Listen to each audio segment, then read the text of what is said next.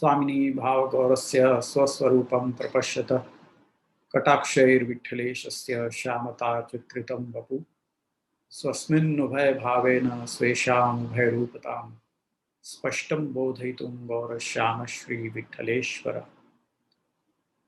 सौन्दर्यं निजरुद्गतं प्रकटितं स्त्रीगूढभावात्मकं पुंरूपं च पुनस्तदन्तर्गतं प्राविविशत्स्वप्रिये संश्लिष्टावभयोर्बभौ रसमयः कृष्णो हि यत्साक्षिकम् रूपं तत्त्रितयात्मकं परमभिध्येयं सदा वल्लभम् श्रीवल्लभप्रतिनिधिं तेजोराशीं दयार्णवं गुणातीतं गुणनिधिं श्रीगोपीनाथमाश्रये सायं कुञ्जालयस्थासनमुपविलसत्स्वर्णपात्रं सुधौतं राजद्यज्ञोपवितं परितन्वसनं गौरमं भोजवक्त्रम् प्राणानायम्यनासापुटनिहितकरं कर्णराजद्विमुक्तं वन्देर्धोन्मीलिताक्षं मृगमदतिलकं विठ्ठलेशं सुकेशम।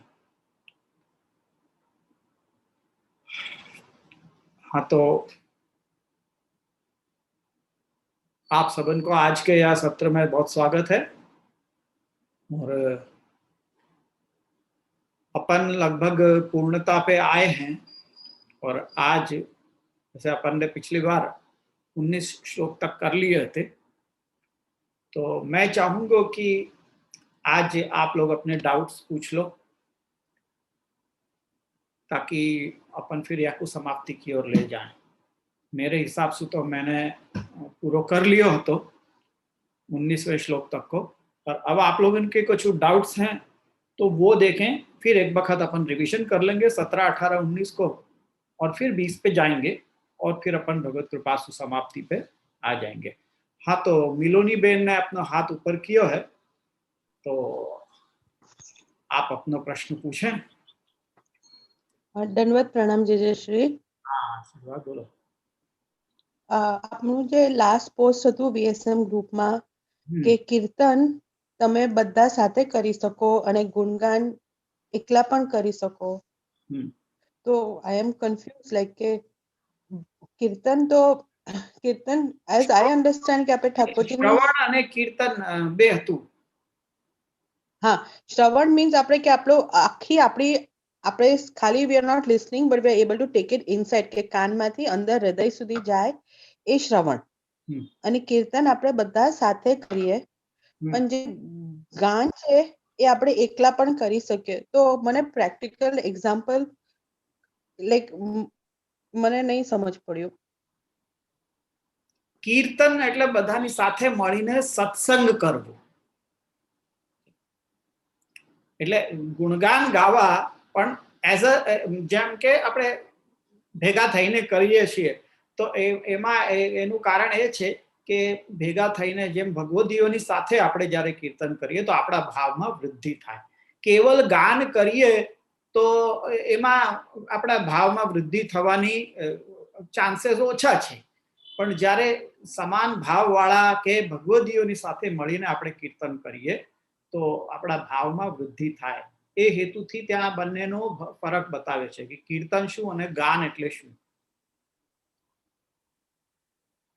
એટલે અહીં ત્યાં કીર્તનની ઉપર વધારે ભાર આપ્યો છે ગાન કરતા, કારણ એટલે કે ત્યાં કહેવાનો તાત્પર્ય એમ છે કે જે નવરત્ન ગ્રંથની અંદર સમજાવ્યું છે કે નિવેદનમ તું સ્મર્તવ્યમ સર્વથા તાદૃશૈ જનૈ, એટલે ભગવદીઓની સાથે મળીને તમે કીર્તન કરો તો જેથી તમારા ભાવમાં વૃદ્ધિ થશે.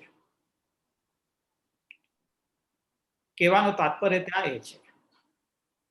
ઓકે, હું કન્ફ્યુઝ હતી. મને એવું લાગ્યું કે કીર્તન અલગ છે, કીર્તન એ સમ સ્પેસિફિક કીર્તન જે આપણે ઠાકોરજી સમક્ષ કરીએ એ કીર્તન, અને ગાન એટલે આપણે ગુણગાન કરીએ એવું. એ પણ ઇન્ક્લુડ કરેલું જ છે એની અંદર, કારણ કે કીર્તન આપણા બધા ભાવથી ભરેલા છે. They are not just words, કે they are not just any કોઈ પોએટ્રી નથી, પણ ભાવથી. અને જે ભગવદીઓએ કીર્તનોની રચના કરી છે એમણે એ લીલાઓનો અનુભવ કર્યો છે, એટલે એ પણ કીર્તન એટલા જ એટલે ઉપયોગી છે. સાથે મળીને કરવાથી એમાં પણ ભાવની વૃદ્ધિ થાય જ છે. ઓકે આઈ મને વધારે બેટર સમજ પડ્યું પહેલા કરતા. હા, તો પણ તેમ છતાં તમને ડાઉટ હોય હજી કંઈ પણ તો તમે મને પૂછી શકો છો. કારણ કે હવે આપણું આ પૂરું થવા આવ્યું છે, એટલે આપણે હવે સમાપ્તિની ઓર છીએ. જોઈએ તો હું ફરી પાછો આજે રિવિઝન તો લેવાનો જ છું, એટલે તમને વધારે થોડુંક એક બ્રશઅપ થઈ જશે. દંડવત પ્રણામ જય જય શ્રી. હા, આભાર. આશીર્વાદ. બીજા કોઈ છે અહીંયા? નો અધર હેન્ડ્સ આર અપ.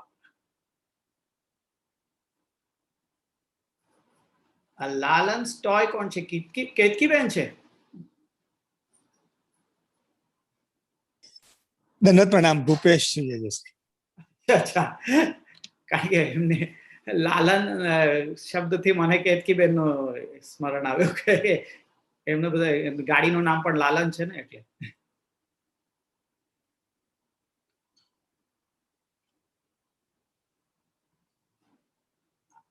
चलो तो પછી આપણે अपन यही के ऊपर आए, वापस अपन रिवीजन एक वक्त ले ले हैं और फिर अपन 20वें श्लोक के ऊपर जाए. तो मैं आपको पहले शेयर स्क्रीन कर लूंगा.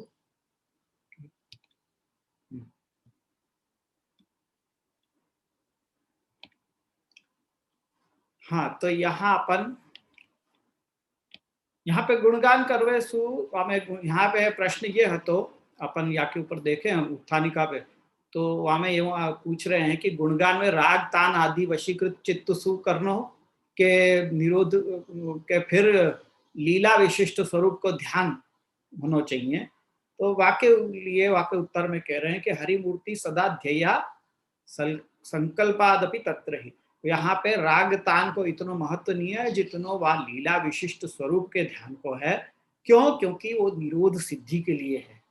अगर राग तान के ऊपर आप ध्यान अधिक दोगे तो आपको निरोध अन्य मतलब दूसरी जगह पे चला जाएगा. भगवत स्मरण भगवान के स्वरूप में सु हट के वो संगीत के में ज्यादा चलो जाएगा, जो अपने यहाँ के ऊपर भार नहीं दिए गए. या इसको अपने यहाँ पे देखो, आप कीर्तन में देखोगे तो ज्यादा राग तान पलटा आलाप वगैरह ये सब नहीं है.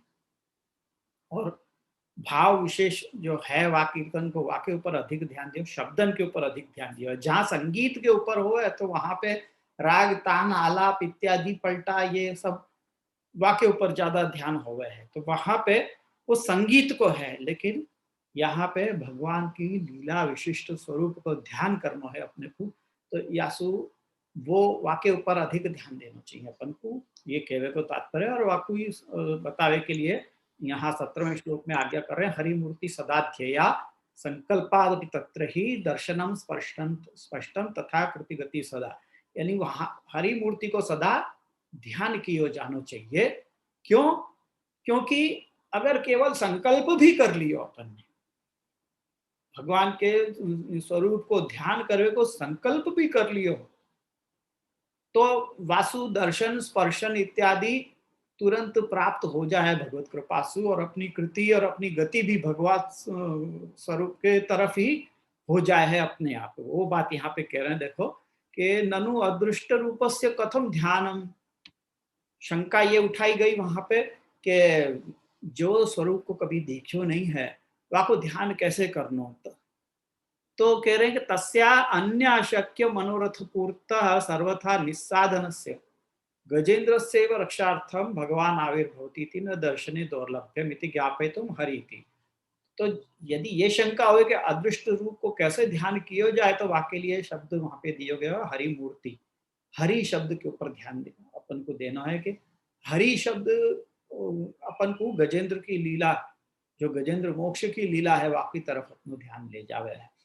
तो वहां पे कैसे निस्साधन जो गज हतो वाकी रक्षा करने के लिए भगवान आविर्भूत हुए, तो वाके लिए दर्शन दुर्लभ नहीं रहे. वाही प्रकार से अपने प्रभु हरि हैं और वो केवल संकल्प मात्र. वहां पे भी गजेंद्र ने केवल संकल्प कियो और वाकु दर्शन ठाकुर जी के भय स्पर्श भयो, और वाकी गति भी भगवान की तरफ भई.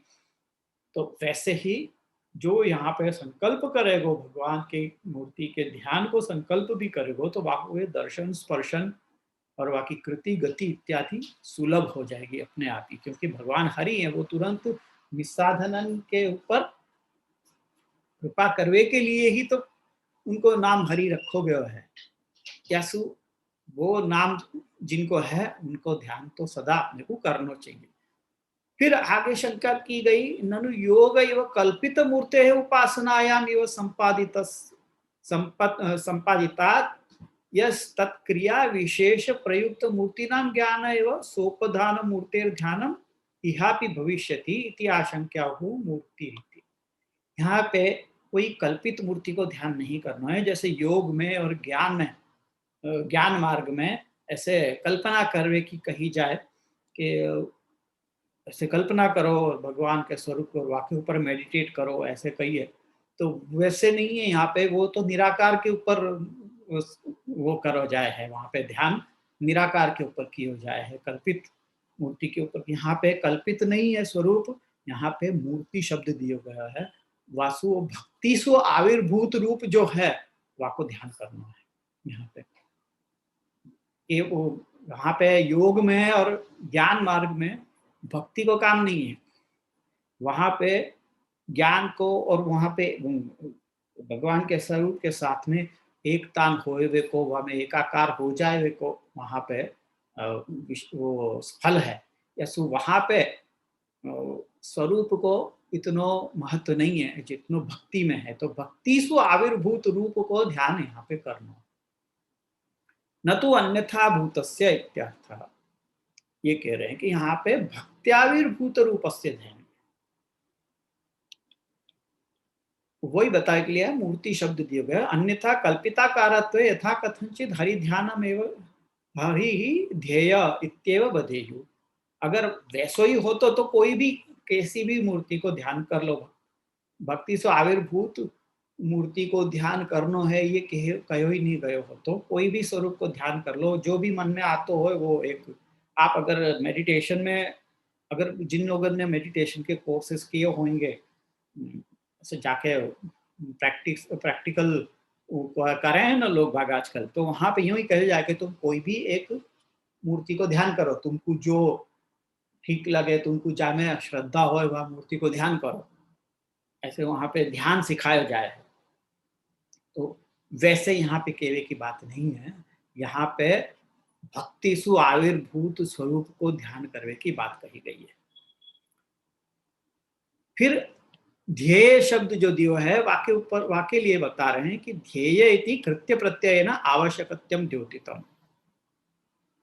आवश्यकता बताई गई है वा ध्यान की, वा स्वरूप के ध्यान की आवश्यकता बताई है। भक्ति सो आविर्भूत होते स्वरूप के ध्यान की आवश्यकता बतावे के लिए यहाँ पे कृत्य प्रत्यय वाला ध्येय शब्द दियो है,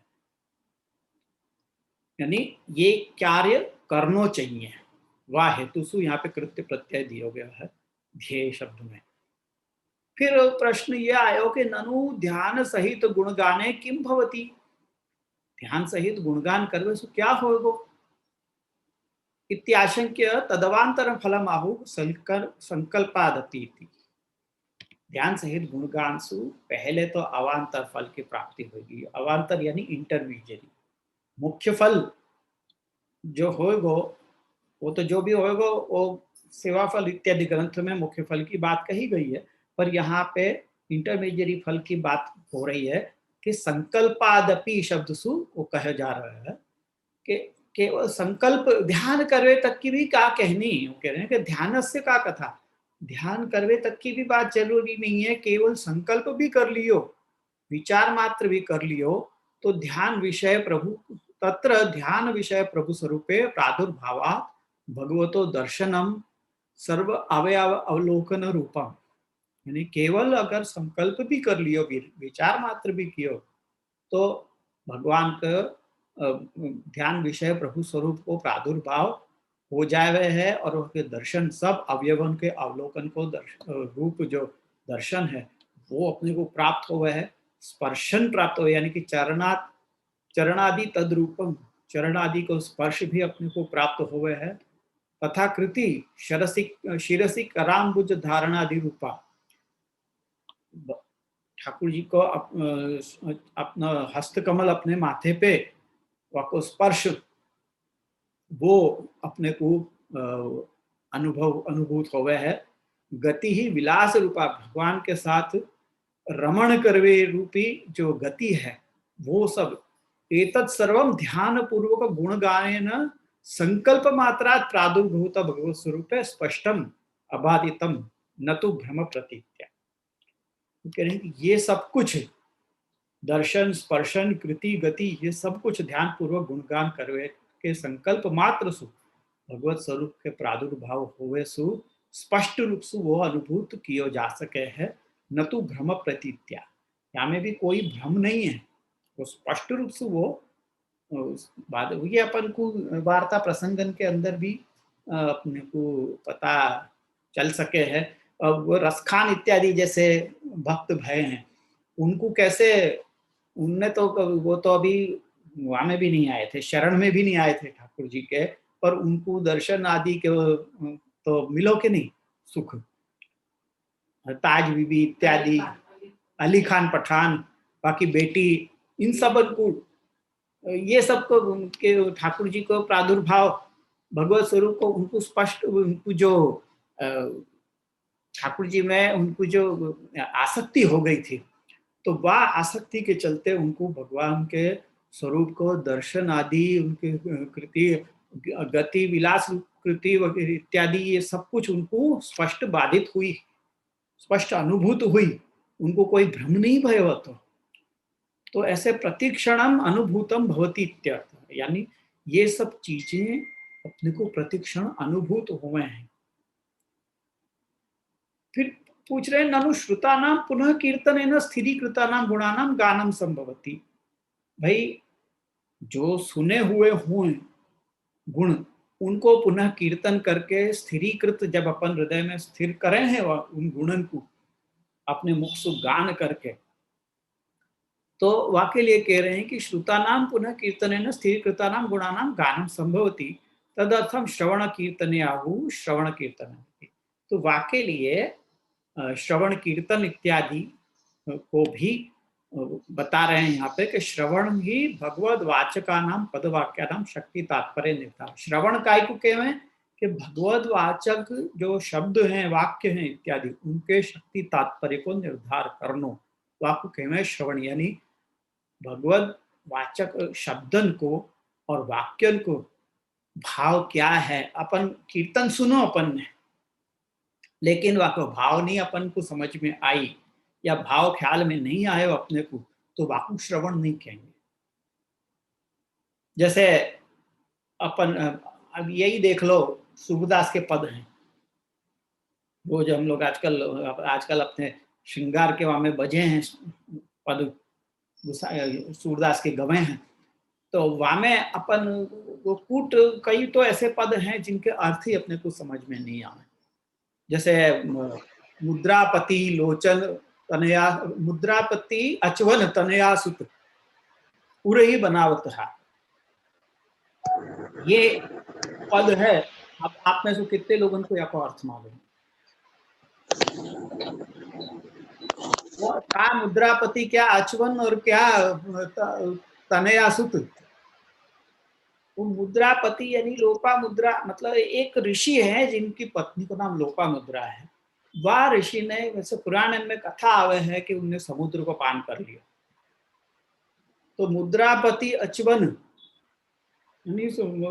वह ऋषि को जो अचवन, आचमन क्या है, समुद्र है, तो वह अचवन के तनया को सुत, यानी वह अचवन की तनया वो सीप, यानी समुद्र की जो अंदर उत्पन्न हो गए सीप, वो वाको तने, और वाको सुत, सीप को सुत मोती, तो वह मोती को हाथ ठाकुर जी धरे हैं। तो वहां यह पंक्ति को अर्थ ये हुआ है कि ठाकुर जी ने मोती को हाथ धरे हैं। पर ये शब्द आपने सुन लिया, ये कीर्तन, पर आपको इन शब्द को अर्थ नहीं मालूम पड़ी, तो आपको श्रवण नहीं करेंगे। जब अपन उन शब्दन को अर्थ को अपन निर्धारित कर सकें, वो भाव को अपन समझ सकें, तो वाकु श्रवण कहेंगे। तो ऐसो श्रवण श्रवणम कीर्तनम स्पष्टम पुत्रे कृष्ण प्रिय, या कह रहे कि ऐसो श्रवण को श्रवण कहो जाए है। तदनु कीर्तनम श्रुतस्य स्थैर्य सिद्धे पुनः पुनः स्वतः सर्वत्र कथन। और कीर्तन काय को कहेंगे, जो अपने सुन्यो है भगवान के गुणन को, वाकु स्थैर्य अपने हृदय में स्थिर रहे, वाके लिए पुनः पुनः स्वतः सर्वत्र वाको कथन करना, सब जगह गान कर, वाको सबके बीच में कोई प्रकार को संकोच रखे बिना वाको कीर्तन करना, ये दोनों अवश्य होने चाहिए। अन्यथा श्रवण कीर्तनयोर असंभावना विपरीत भावने स्याताम।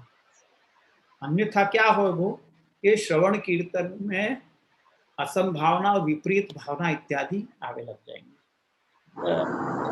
गुणगान ठाकुर जी के अपन ने सुने, पर अपन ने वाकू अगर सब जगह निसंकोच होके गायो नहीं, तो अपने को धीरे धीरे क्या होगा, मन में ऐसा बोले अरे ऐसा सच्ची में करो है, ऐसा तो नहीं हो सके, तो सब बालक कैसे कैसे कर सके वगैरह, अपन को डाउट्स और सेकंड थॉट्स वगैरह ये सब अपने को आवे लग जाए, तो इनको असंभावना और विपरीत भावना कहते हैं। तो ये सबसे बचने के लिए बिना संकोच के वाकु जो अपन ने सुनियो है, वाकु स्थिर होवे के लिए, हृदय में स्थिर होवे देवे के लिए पुनः पुनः वाको गान सब जगह करना चाहिए, सबके बीच में करना चाहिए। अतएव कि भागवत तत्व, यही बात आचार्य चरण ने श्रीमद् भागवत तत्वदीप निबंध में ये बात कही है कि सर्वथा तद्गुणालापम नामोच्चारणमेव वा सभायामपि कुर्वीत निर्भयो निस्पृहस्ततः।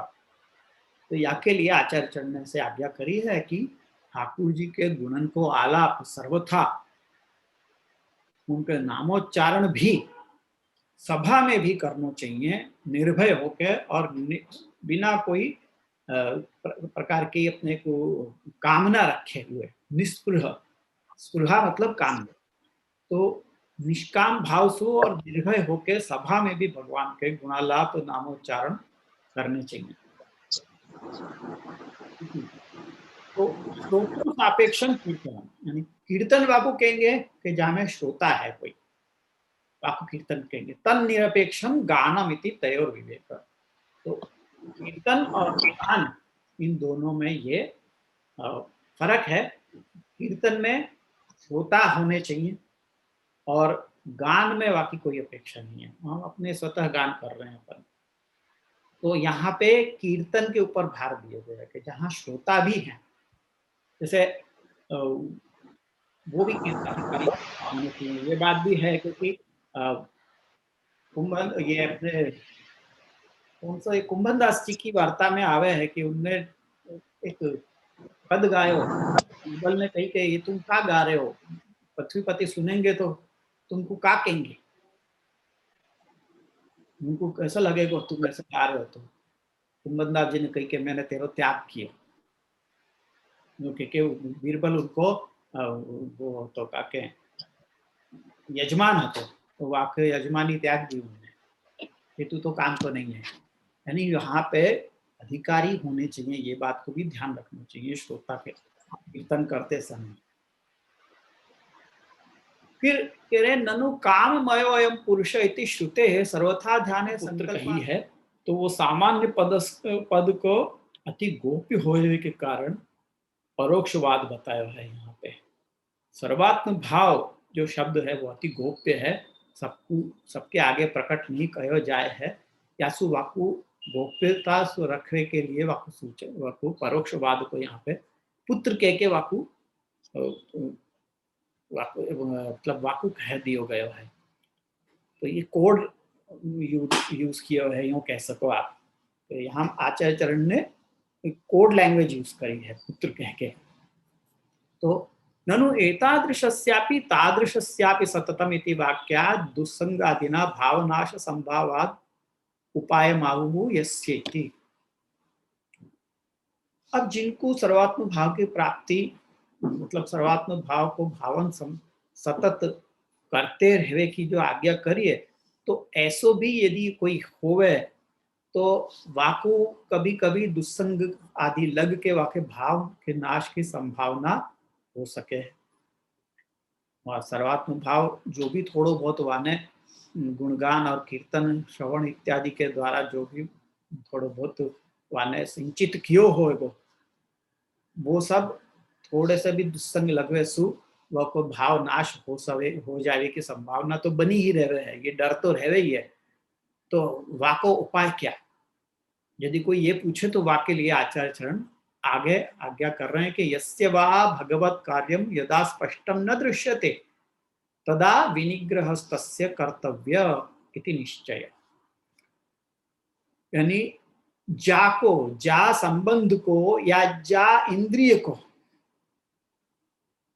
यहाँ पे इंद्रिय की भी बात आ रही है कि ऐसी इंद्रिय अपनी जो ठाकुर जी के सेवा में डायरेक्टली यूज में नहीं आ रही हो, और या ऐसा संबंध अपनों कोई पुत्र आदि ऐसे कोई हैं कि जो भगवत कार्य में सेवा गुण गान आदि में स्पष्ट रूप से उनको योगदान नहीं हो रहे है, तो ऐसे को गुणगान आदि स्पष्टम प्रातिकूल्यम न दृश्यते शिक्षायाम अपि तदा सति सामर्थ्ये तस्य विशेषण भरणादि कम अकृत्वापि निग्रह कर्तव्य इत्यर्थ। यानी वहाँ को फिर निग्रह करना चाहिए, वह इंद्रिय को या वह संबंध को निग्रह करना चाहिए। यदि वह दंड दे के भी यदि वो नहीं सुधर रहे, यानी अपनी इंद्रिय की भी बहिर्मुखता हो रही है और संबंधी अपने जो पुत्र आदि हैं वो भी बहुत अति बहिर्मुख हो गए हैं और केवेसु भी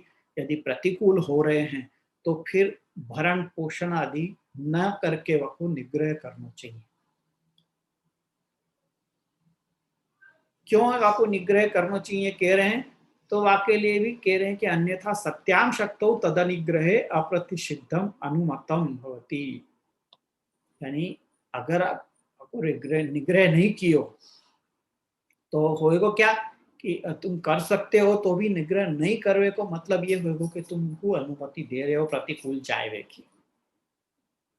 तुम्हारे पुत्र आदि को या तुम्हारी इंद्रिय आदि को तुम पोषण कर रहे हो, जो इंद्रिय भगवत सेवा से तुमको विमुख कर रही है, ऐसी इंद्रियों को तुम भरण पोषण इत्यादि करे जा रहे हो, या जो संबंध आपके आपके भगवत भाव के प्रतिकूल ले जा रहे हो, वह संबंध को तुम भरण पोषण करते रहोगे तो भरण पोषण करनो यानी उनको अनुमति देना होगा। अप्रतिषिद्धम अनुमतम भवति, यासु उनको भरण पोषण बंद करो, उनको निग्रह करो, और या कारण सु फिर वो तुम्हारे भगवत सेवा में प्रतिकूल नहीं रहेंगे। इति न्यायेन तद्रतौ पुत्रे कृष्ण प्रिय इत्यनेन विरोधापत्तिः इत्यताहुः इति निश्चय इति। अगर उनमें रति रहेगी ऐसे में तो पुत्र कृष्ण प्रिय रति, ये शब्द जो है वो सामान्य अर्थ अगर अपन लेंगे तो अगर तुम्हारा पुत्र तुम्हारे भगवत सेवा में प्रतिकूल हो रहे हैं और तब भी तुम आपको भरण पोषण इत्यादि कर रहे हो, तो पुत्रे कृष्ण प्रिय रति जो शब्द वाक्य है वाक्य विरोधापत्ति आएगी कि कृष्ण प्रिय नहीं है तो भी वाक्सु प्रेम रख रहे हो, तो ये विरोधापत्ति होगी। यासु कह रहे हैं कि आपको निग्रह करना चाहिए इति निश्चय। इदम उत्तम भवति भगवत कार्यानुकूल्य रति भार्याधीर अनुकूलश्चेत विष्णु कार्याणि कारयते पंच श्लोकी में आचार्य शरण ने आज्ञा करी है। तो वही बात यहाँ पे कह रहे हैं कि भगवत कार्यानुकूल्य रति, भगवत कार्य में अनुकूल होए तो उनसे प्रेम करो, प्रातिकूल्य निग्रह, अगर प्रतिकूल है तो उनको निग्रह करो, अगर उदासीन है न्यूट्रल है तो तुम भी उनसे सेवा मत करवाओ। अगर अनुकूल है तो सेवा करवाओ, उनसे प्रेम रखो। अगर अनुकूल प्रतिकूल नहीं है लेकिन अनुकूल भी नहीं है, आपका मतलब ये कि वो उदासीन है, तो उदासीन हो तो स्वयं करो, ऐसा आचार्य चरण आज्ञा कर रहे हैं। और प्रतिकूल हो तो निग्रह करो। तो प्रातिकूल्य निग्रह सर्वथा असंभवे त्याग, अगर सर्वथा असंभव हो तब जाके त्याग की बात कर रही है, यानी कर रहे हैं, यानी कि तो अनुकूल होए तो प्रेम करो, उदासीन होए तुम भी उदासीन रहो, प्रतिकूल हो तो उनको निग्रह करो, और फिर भी अगर नहीं, फिर भी प्रतिकूलता जारी है तो फिर त्याग करो। असंभवे सर्वथा असंभवे त्याग, शरण भावनम वा कर्तव्यम, या अगर त्याग भी तुमसे नहीं हो पा रहे हो है, आधुनिक एकदम हीनाधिकारी जघन्याधिकारी जीव हो और तुमसे त्याग भी नहीं हो पा रहे हो है, तो शरण भावना करनी। ये आचार्य चरण ने विवेक धैर्याशरण के अंदर भी यही आज्ञा करी है कि शरण की भावना करनी यदि कुछ नहीं हो सके तो। प्रतिकूले ग्रहम त्यजेत अशक्य हरिरेवस्ति मोहम मागा कथंचन, ये आचार्य चरण के जो आज्ञा वाक्य हैं उन सबको ध्यान करना कि प्रतिकूले ग्रहम त्यजेत, या अशक्य सब कुछ अगर तुमको अशक्य हो जाए, तुम कंट्रोल नहीं कर सको सिचुएशन को, तो फिर हरि को शरण की भावना करनी, यही एक अंतिम रास्ता रह जाए है, तो वो करो। इति वाक्याद इति भाव। तो ये 17, 18 और 19 को ये श्लोकन को ये अर्थ हो गए। फिर अगले श्लोक की उत्थानिका में कह रहे हैं कि एवं निरोधे साधन द्वयम निरूप्य साधनेभ्यः तयोर उत्कर्षम वदंत उपसंहरन्ति नातः परतरो मंत्रो इति। या प्रकार से निरोध में दो प्रकार के साधन को निरूपण कियो। क्या दो प्रकार के साधन कौन से? कौन से दो प्रकार के साधन बताए? गुणगान और श्रवण कीर्तन इत्यादि। तो ये दो प्रकार को साधन को निरूपण करके उनको उत्कर्ष बताते हुए अब यहाँ को उपसंहार कर रहे हैं नातः परतरो मंत्रो इत्यादि शब्दन के द्वारा। नातः परतरो मंत्रो नातः परतरस्तव नातः परतरा विद्या तीर्थम नातः परात्परम। मंत्रे ही कामित फल दत्तो। यहाँ पे या को अर्थ पहले देख रहे हैं अपन कि यासु बढ़ के कोई मंत्र नहीं है, यासु बढ़ के कोई स्तवन नहीं है, स्तुति नहीं है, यासु बढ़ के कोई विद्या नहीं है, नातः परतरा विद्या, तीर्थम नातः परात्परम, यासु बढ़ के कोई तीर्थ भी नहीं है। फिर विवरण में कह रहे हैं कि मंत्रे ही कामित फलदत्वम देवता वशीकरणम च प्रसिद्धम। मंत्र के दो उपयोग हुए कहे गए हैं कि एक तो कामित फल को दान करना, यानी जा कामना सु वो मंत्र तुम बोल रहे हो वह कामना को दान करवे की वह मंत्र के अंदर शक्ति होवे है। और दूसरो देवता वशीकरण, दूसरो मंत्र को उपयोग ये है कि वासु देवता को वश में किया जा सके। बाद कोई देवता विशेष को, जैसे कि महामृत्युंजय को पाठ कर रहे हैं कोई, वो मृत्युंजय को महामृत्युंजय को पाठ, तो वासु वो देवता को वशीकरण करके और मृत्यु के ऊपर विजय प्राप्त करी जाए है इत्यादि। या प्रकार से मंत्रन को ये उपयोग हो गए हैं। तो यहाँ पे या जो ग्रंथ है या में जो उपदेश दिए गए हैं वो वाको क्या उपयोग है? तदत्र कामना प्रसर मनोरथ अंत फल सिद्ध्या अनिर्बंधेन प्रभु वर्षीकरणात् अतः साधन युग्मात् मंत्रः परतरः। यहाँ पे ठाकुर जी अनिर्बंध रूप से वशीकरण में आज वशीकरण किया जा सके, यहाँ पे जो उपाय दिए गए हैं निरोध लक्षण ग्रंथ के अंदर जो उपाय बताए गए हैं वो उपायन के द्वारा प्रभु को वशीकरण किया जा सके है, प्रभु को वश में किया जा सके है।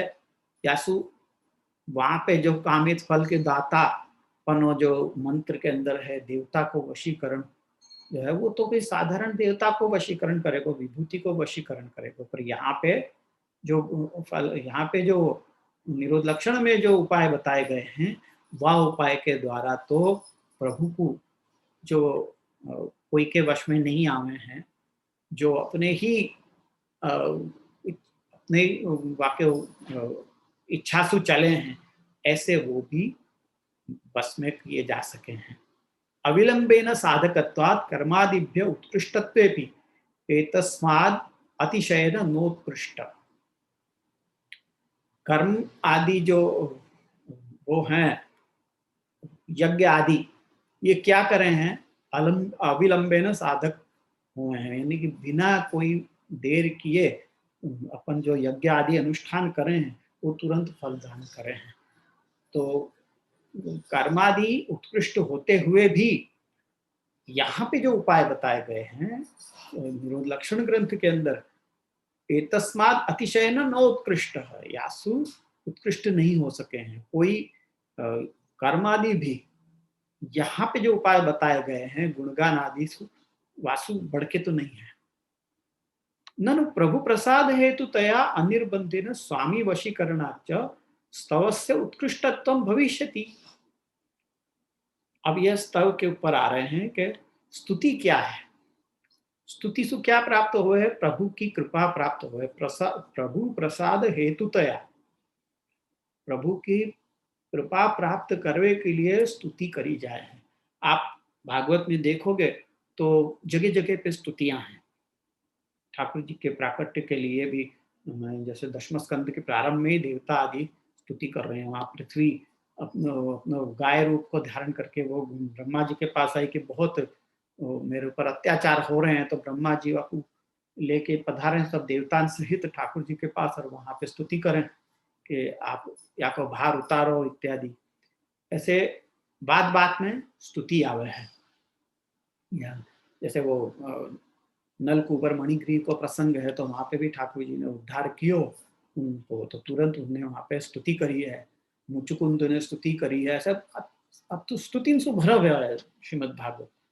तो ये प्रभु की कृपा प्राप्त करवे के अर्थ से स्तुति करी जाए है।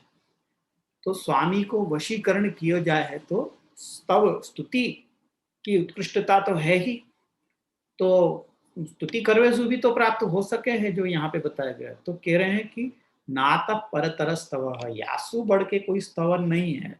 स्तवस्य मंत्रादिव्य प्रसाद साधकतया उत्कृष्टत्वेपि प्रभु वशीकरणा भावाद एतस्मात् अतिशयन न उत्कर्ष। स्तोत्र में क्या हुए है? मंत्रादि प्रसाद साधक हुए हैं, कृपा साधक हुए हैं, वो उत्कृष्ट हुए हैं, तथापि प्रभु को वशीकरण नहीं किया जा सके है। प्रभु को वशीकरण तो नहीं ही किया जा सके है। वासु स्तुति कर लो, प्रभु प्रसन्न हो जाएंगे, पर वशीकरण गोपी जनन ने कौन सा वशीकरण को स्तुति वगैरह करी थी? ब्रजभक्तन ने कोई स्तुति करी थी क्या? ब्रजभक्तन के द्वारा कोई स्तुति नहीं है। तुम देखो दशम स्कंद में आप देखोगे तो कहीं पे भी ब्रजभक्तन के द्वारा कोई स्तुति करी भई हो ऐसा नहीं दिखे है। केवल एक ही स्तुति है, वो भी गोपी गीत है। तो वहां पे स्तुति जरूर कही गई है, पर प्रभु वासु कोई वशीकरण में नहीं भय। भले उनने स्तुति कान कियो, पर ठाकुर जी वश में तब भी नहीं भय। कब भय? जब रुरुदु सुस्वरम राजन कृष्ण दर्शन लालसा, जब वो निस्साधन हो गए तब प्रभु वहां पे प्रकट भय हैं। तो गुणगान सु बढ़ के अति स्तुति नहीं हो सके।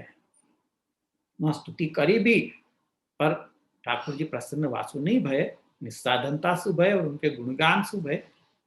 तो फिर वही कह रहे हैं कि ननु ब्रह्म विद्या, अब विद्या के ऊपर आए यहाँ पे कि ब्रह्म विद्या भी तो एक साधन है ठाकुर जी को प्रसन्न करे को। प्रियो ही ज्ञानिनो अत्यर्थम अहम सच मम प्रिय, ये भगवद गीता में कही है भगवान ने कि मेरे को ज्ञानी प्रिय है, वो मेरे को प्रिय है, ज्ञानी को मैं प्रिय हूँ। ऐसे वहां पे भगवान की आज्ञा है। ज्ञानी तो आत्मैव मे मतम, ये भी भगवद गीता का वाक्य है कि ज्ञानी जो है वो मेरी आत्मा है। ऐसे भगवान कह रहे हैं कि इत्यादि वाक्य प्रभु प्रीति साधकतया साक्षात्कार हेतुत्वा सकल पातक भस्मीकाराच उत्कृष्टत्वम। यासु जो ज्ञान है वो भी तो प्रभु की प्रीति को साधक हुए है, साक्षात्कार को हेतु है ज्ञान, और सब पापन को भस्म करवे को के अंदर सामर्थ्य होवे ज्ञान में, तो वो भी तो उत्कृष्ट हो सके हैं। तो वाकी शंका करके कह रहे हैं नात परतरा विद्या यासु, कोई विद्या यासु बढ़ के नहीं है। विद्या ही पंचपर्वा। विद्या क्या है? विद्या पंचपर्वा विद्या कही जाए है। 5 पर्व कौन से हैं विद्या के? ज्ञान, तप, 5 पंचपर्वा है विद्या। जैसे पंचपर्वा अविद्या है, मेरे को अभी एकदम से याद नहीं आ रहा है, पंचपर्वा अविद्या है, वैसे ही विद्या भी पंचपर्वा है। तो विद्या ही पंचपर्वा स्वसिद्धौ साक्षात्कार मात्रम संपाद्य तत्र लयम विधाय केवल मनसा ब्रह्मानंदानुभवयति। के पंचपर्वा विद्या जब सिद्ध हो जाए है तो साक्षात्कार मात्र संपादन करे। विद्या साक्षात्कार संपादित करा देवे है और वहां पे लय प्राप्त करा देवे भगवान में, यानी वहां पे मोक्ष हो जाए। केवल मनसा ब्रह्मानंदानु अनुभवयति, वहां पे केवल मनसु ब्रह्मानंद को अनुभव हो गया है। तदुक्तम श्रीमदाचार्य ही, तो वो बात आचार्य चरण ने श्रीमद् भागवत तत्वदीप में कही है कि ब्रह्मानंदे प्रविष्टा नाम आत्मनैव सुख प्रमा। जो ब्रह्मानंद में प्रविष्ट हो जाए, यानी जिनको मोक्ष की प्राप्ति हो गए है ना, उनको आत्मा के द्वारा सुख की अनुभूति हो गए है। पर जहां स्वरूपानंद की प्राप्ति हो गए है ना, स्वरूपानंद की प्राप्ति में तो सर्व इंद्रिय द्वारा आनंद की अनुभूति करी जा सके है। केवल आत्मा में ही नहीं, केवल मन में ही नहीं, परंतु सर्व इंद्रिय में ठाकुर जी के स्वरूपानंद की अनुभूति की जा सके है। और वो इंद्रियां कब रहेंगी? अगर लय हो जाएगा तो इंद्रियां तो रहने वाली नहीं है। तो केवल आत्मा सु ही अनुभव होएगा, मन सु ही अनुभव होएगा। इंद्रियां तो रही ही नहीं है कि मन से अनुभव हो सके है। तो इंद्रियों के द्वारा अनुभव तो भक्ति द्वारा ही प्राप्त हो सके है। इंद्रियों के रहते हुए तनु नवतनुत्व प्राप्त करके या तनु नवत्व के द्वारा तुम वो भगवान के स्वरूपानंद को अनुभव प्राप्त कर सको। भाव प्रविष्ट आत्मनैव सुख प्रमेय आचार्य चरण ने कही है कि ब्रह्मानंद में जो प्रविष्ट हो जाए उनको केवल आत्मा के द्वारा ही सुख की अनुभूति हो गए है। कि भाव भावन गुणगाने स्वस्मिन् प्रभु प्रादुर्भाव संपाद्य देहेन्द्रिय प्राणांतकरणादिषु स्वरूपात्मकम आनंदम पूरयित्वा सर्वेन्द्रियैः अंतःकरणैरात्मनापि तदा आत्मानंदानुभवयते इत्यन्येभ्य उत्कृष्टापि विद्या ने तस्मात् साधन युग्मात् उत्कृष्टा इत्यर्थः। यानी जब गुणगान के द्वारा भगवान को प्रादुर्भाव हृदय में हुए है, तब देह इंद्रिय प्राण अंतःकरण इत्यादि में भगवान के स्वरूप के आनंद को सुपूरित हो जाए है और सर्व इंद्रिय और आत्म अंतःकरण द्वारा भी वह आत्मा भगवान के स्वरूपानंद को अनुभव हो सके है। यासु विद्या या ज्ञान उत्कृष्ट होते हुए भी या में जो बताए गए साधन है गुणगान इत्यादि, ये इन दोनों साधन से वो उत्कृष्ट नहीं है। अखिल पाप भस्मीकारस्तु दुस्सह प्रेष्ठ विरह इति वाक्याद् अत्रापि अवगंतव्य। जो पाप को हरण करे हैं ज्ञान जो कहे हैं, तो वो भी विरह के द्वारा भी वो हो सके है। जैसे गोपी जनन को ठाकुर जी ने जब वेणुनाद कियो तो कुछ गोपी जन आ सकी और कुछ गोपी जन जो वहां पे घर में ही जिनको रोक दिया गया, उनको ठाकुर जी को ये विरह सहन नहीं हो पाया, तो उनने वही बखत अपने उनके सारे पातक भस्म हो गए और वो वहीं पे उनको देह वो हो गई, अलौकिक बनके वो फिर वहां पे प्राप्त हुए। तो पाप के भस्म करवे को जो कार्य है ज्ञान को, वो भी यहाँ पे भक्ति में विरह के द्वारा वो प्राप्त किया जा सके है।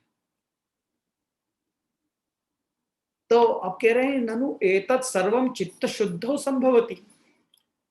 भाई ये सब कुछ जो कह रहे हो वहां चित्त शुद्धि की जरूरत है कि नहीं? जैसे यहाँ गोपी जनन की ही बात ले लो, तो गोपी जनन को की चित्त शुद्धि हति यासु ये सब हो सकता है। तो ननु एतत् सर्वं चित्त शुद्धौ संभवति अशुद्ध चित्तस्य सर्व साधन वैफल्यात् तत्शोध शोधक तीर्थाश्रय आवश्यकत्वात् तीर्थस्य उत्कृष्टत्वम् आशंक्य आहु। अच्छा, ये सब के लिए तो चित्त शुद्धि चाहिए, और अशुद्ध चित्त सु चाहे तुम जितने भी साधन करो, गुणगान इत्यादि भी करो, तो भी वो कुछ काम आने वाले नहीं है। या सु अशुद्ध अशुद्धि को दूर करने के लिए तीर्थ की आवश्यकता तो पड़ेगी। तो तीर्थ को आश्रय तो लेना ही पड़ेगा। या सु तीर्थ उत्कृष्ट हैं अगर कोई ये कहे, तो अंत में कह रहे हैं कि तीर्थम नातक परात्परम। भाई तीर्थ भी वासु बढ़ के नहीं हो सके हैं। तीर्थस्य सकल साधन मूलभूत मनोमार्जकतया उत्कृष्टत्वेपि गुणगानादेः सत्वं च शुद्ध्यचिरेण पुंस इत्यादि इति वाक्याद् अविलंबेन चित्तशोधकत्वात् सर्वतीर्थरूपत्वाच्च साम्प्रतं तेषां दुष्टावृतत्वेन तिरोहिताधिदेवत्वेन च असाधकत्वात् एतस्मात् परात् सर्वोत्कृष्टात् साधन युग्मात् तीर्थं न परम उत्कृष्टम। यानी तीर्थ भले शुद्धि करते होंगे, पर सकल साधन मूलभूत मनो सकल सब साधन को मूल क्या है? मन है। तो मन को मार्जन करे है, मन को शुद्ध बनावे है तीर्थ, ऐसे वो उत्कृष्ट हो सके हैं। परंतु गुणगान जो है वो सत्वम च शुद्ध्यचिरेण पुंसा, गुणगान जो है वो तो तुरंत शुद्ध करे है। तीर्थ तक जावे की भी जरूरत नहीं है, गुणगान के द्वारा तो तुरंत चित्त की शुद्धि हो ही जावे। कि वाक्यात अविलंबेन चित्त शोधकत्व, यानी कोई विलंब ही नहीं लगे है। सर्व तीर्थ रूपत्व, यानी गुणगान सब तीर्थ के रूप है, सब तीर्थ के समान ही है। और दूसरी बात, वर्तमान काल में सब तीर्थ कैसे हो गए हैं? दुष्टावृतत्वेन, यानी कृष्णाश्रय ग्रंथ के अंदर कहिए ना कि सर्व मार्गेषु नष्टेषु कलोच खल धर्मिणी पाखंड प्रचुरे लोके कृष्ण युगतिर्मम, यानी वो सर्व मार्ग तो नष्ट हो चुके हैं और सब जगह पाखंड की प्रवृत्ति हो रही है। तीर्थन में भी गंगादि तीर्थ वर्येषु दुष्टैरेवावृतेषु, तुम गंगादि तीर्थ में भी जाओगे तो वहां पर भी तुमको दुष्टन को ही राज मिलेगा चारों तरफ। तो या कारण सु जब वहां चारों तरफ दुष्ट ही फैले हुए हैं, तो वहां के आदिदेव कब के नष्ट हो चुके हैं, तो वो साधक अब रहे नहीं है। अगर तुम तीर्थ को आश्रय लेवे जाओगे तो तीर्थ कली काल में तो साधक रहे ही नहीं है, उनको सामर्थ्य ही नष्ट हो गया, आदिदेवता ही तिरोहित हो गए हैं, तो काय को सामर्थ्य फिर? यासु गुणगान सु बढ़ के तो तीर्थ भी नहीं हो सके हैं। यासु कह रहे हैं कि तीर्थम न परम उत्कृष्टम इति स्वसिद्धांत निष्कर्षो निरूपित इति दिक्। यासु अपना सिद्धांत तो यही है कि गुणगान को यहाँ पे आश्रय लियो जाए। ये बात यहाँ पे अंत में कही। कह रहे हैं स्वाचार्य चरण द्वंद्व बंधनात् अनादर साधनात् विरोध लक्षण ग्रंथम विवव्रे हरिदासक, यानी केवल ठाकुर जी के चरण द्वय में वंदन करते हुए और अन्य साधन को छोड़ के मैंने ये निरोध लक्षण ग्रंथ के विवरण कियो है, ऐसो में हरिदास ऐसे कह के वहां पे अंतिम में हरिराय प्रभु वहां पे ये विनती कर रहे हैं। या प्रकार से ये ग्रंथ की आज अपन भगवत के पासु ये समाप्ति भई है, और आगे आप लोगन को या को तैयार करना है, और अपन फिर आगे के पिछली बार अपन ने परीक्षा ली थी तो 10 श्लोकन के ऊपर अपन ने चर्चा कर ली, तो अभी बाकी के 10 श्लोक रहे हैं, तो उनके लिए उनके ऊपर अब अपन नेक्स्ट 2-3 वीक में अपन उनके ऊपर चर्चा करेंगे। और भगवत कृपा से फिर अपन या की समाप्ति पे आएंगे। मैं आपके नोट्स पूरे मैंने तैयार कर लिए हैं, मैं आपको थोड़ा थोड़ा भेज ही रहा हूँ। फिर एक साथ भी मैं सारो एक ई बुक बना के आप लोगों को मैं दूंगा, ताकि आप तुरंत रेफर कर सको और तैयारी कर सको। तो जो मेरे से बन सको, जो मेरी बुद्धि में आयो, वैसे ढंग से मैंने यहाँ आप लोगों के साथ में शेयर कियो, और जो महसूस बन सको वो मैंने किया है, और जो नहीं बन सको वो मेरा असामर्थ्य है, वो ठाकुर जी आचार्य चरण मेरे को कृपा करें, वाके लिए मुझको क्षमा करें कि मैं उतना समर्थ नहीं हूँ कि जितना मैं आपके शब्दन को, हरिराय जी के शब्दन को पूरी तरह से आप लोगों के समक्ष में रख सकूं। इतना मेरा भी सामर्थ्य नहीं है, जितना मेरा सामर्थ्य है उतना ही मैंने आप लोगों के समक्ष रखो है। तो ठाकुर जी आप लोगों पे भी आचार्य चरण कृपा करें और मेरे पे भी अपनो कृपा बनाए रखें, बस यही आशा करके मैं आज यहाँ पे समाप्ति करूँ। अब आप लोगों को छूट है, अगर आपको जो भी कुछ पूछना या अपने उपकार कुछ कहने हो तो मैं यहाँ रखूँ, फिर अपन आश्रय को बदलेंगे। 5 मिनट में आपको समय दे रहे हूँ, प्लीज आप लोग अब अनम्यूट कर लो। अगर कोई को पूछना है तो हैंड रेस करो।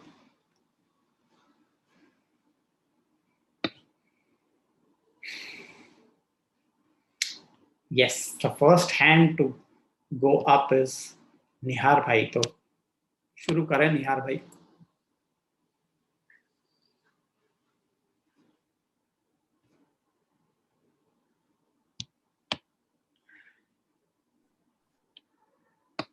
बोलो જે निहार। આપના ચરણોમાં કોટાનો કોટી સાષ્ટાંગ દંડ। आशीर्वाद।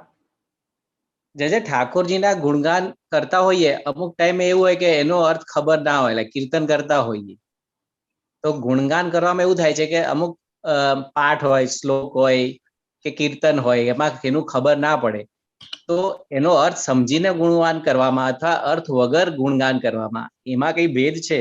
हाँ, ये तो छे जी। જી જી એ તો શ્રવણ શબ્દનો અર્થ એ જ બતાવીને કે શ્રવણ એટલે આપણે જે શબ્દો બોલી રહ્યા છીએ કે ગાઈ રહ્યા છીએ એના અર્થનો અનુસંધાન પૂર્વક એને શ્રવણ કરવું, એનું નામ શ્રવણ કહેવાય। બાકી એ ખરું શ્રવણ નથી જો તમે ખાલી અર્થ નથી સમજ્યા, કેવલ શબ્દો જ સાંભળ્યા છે તમે પણ એનો અર્થ નથી, તો એને શ્રવણ નહીં કહેવાશે, એ અધૂરું શ્રવણ છે। એટલે શ્રવણ કરવું તો એ જ રીતે કરવું જોઈએ કે એના અર્થનું અનુસંધાન પણ તમને થવું જોઈએ। એ શબ્દોનું તાત્પર્ય શું છે, એ વાક્યનું તાત્પર્ય શું છે, એ તમને સમજમાં આવવું જોઈએ, તો જ એને શ્રવણ કહેવાશે। જી જી દંડવત પ્રણામ। હા,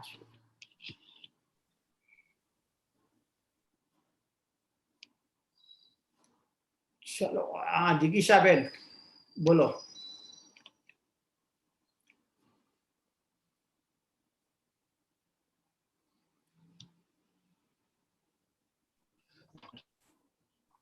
हाँ बोलो जय जिगीशा। अनम्यूट सदैन्य पंचांग प्रणाम जय श्री।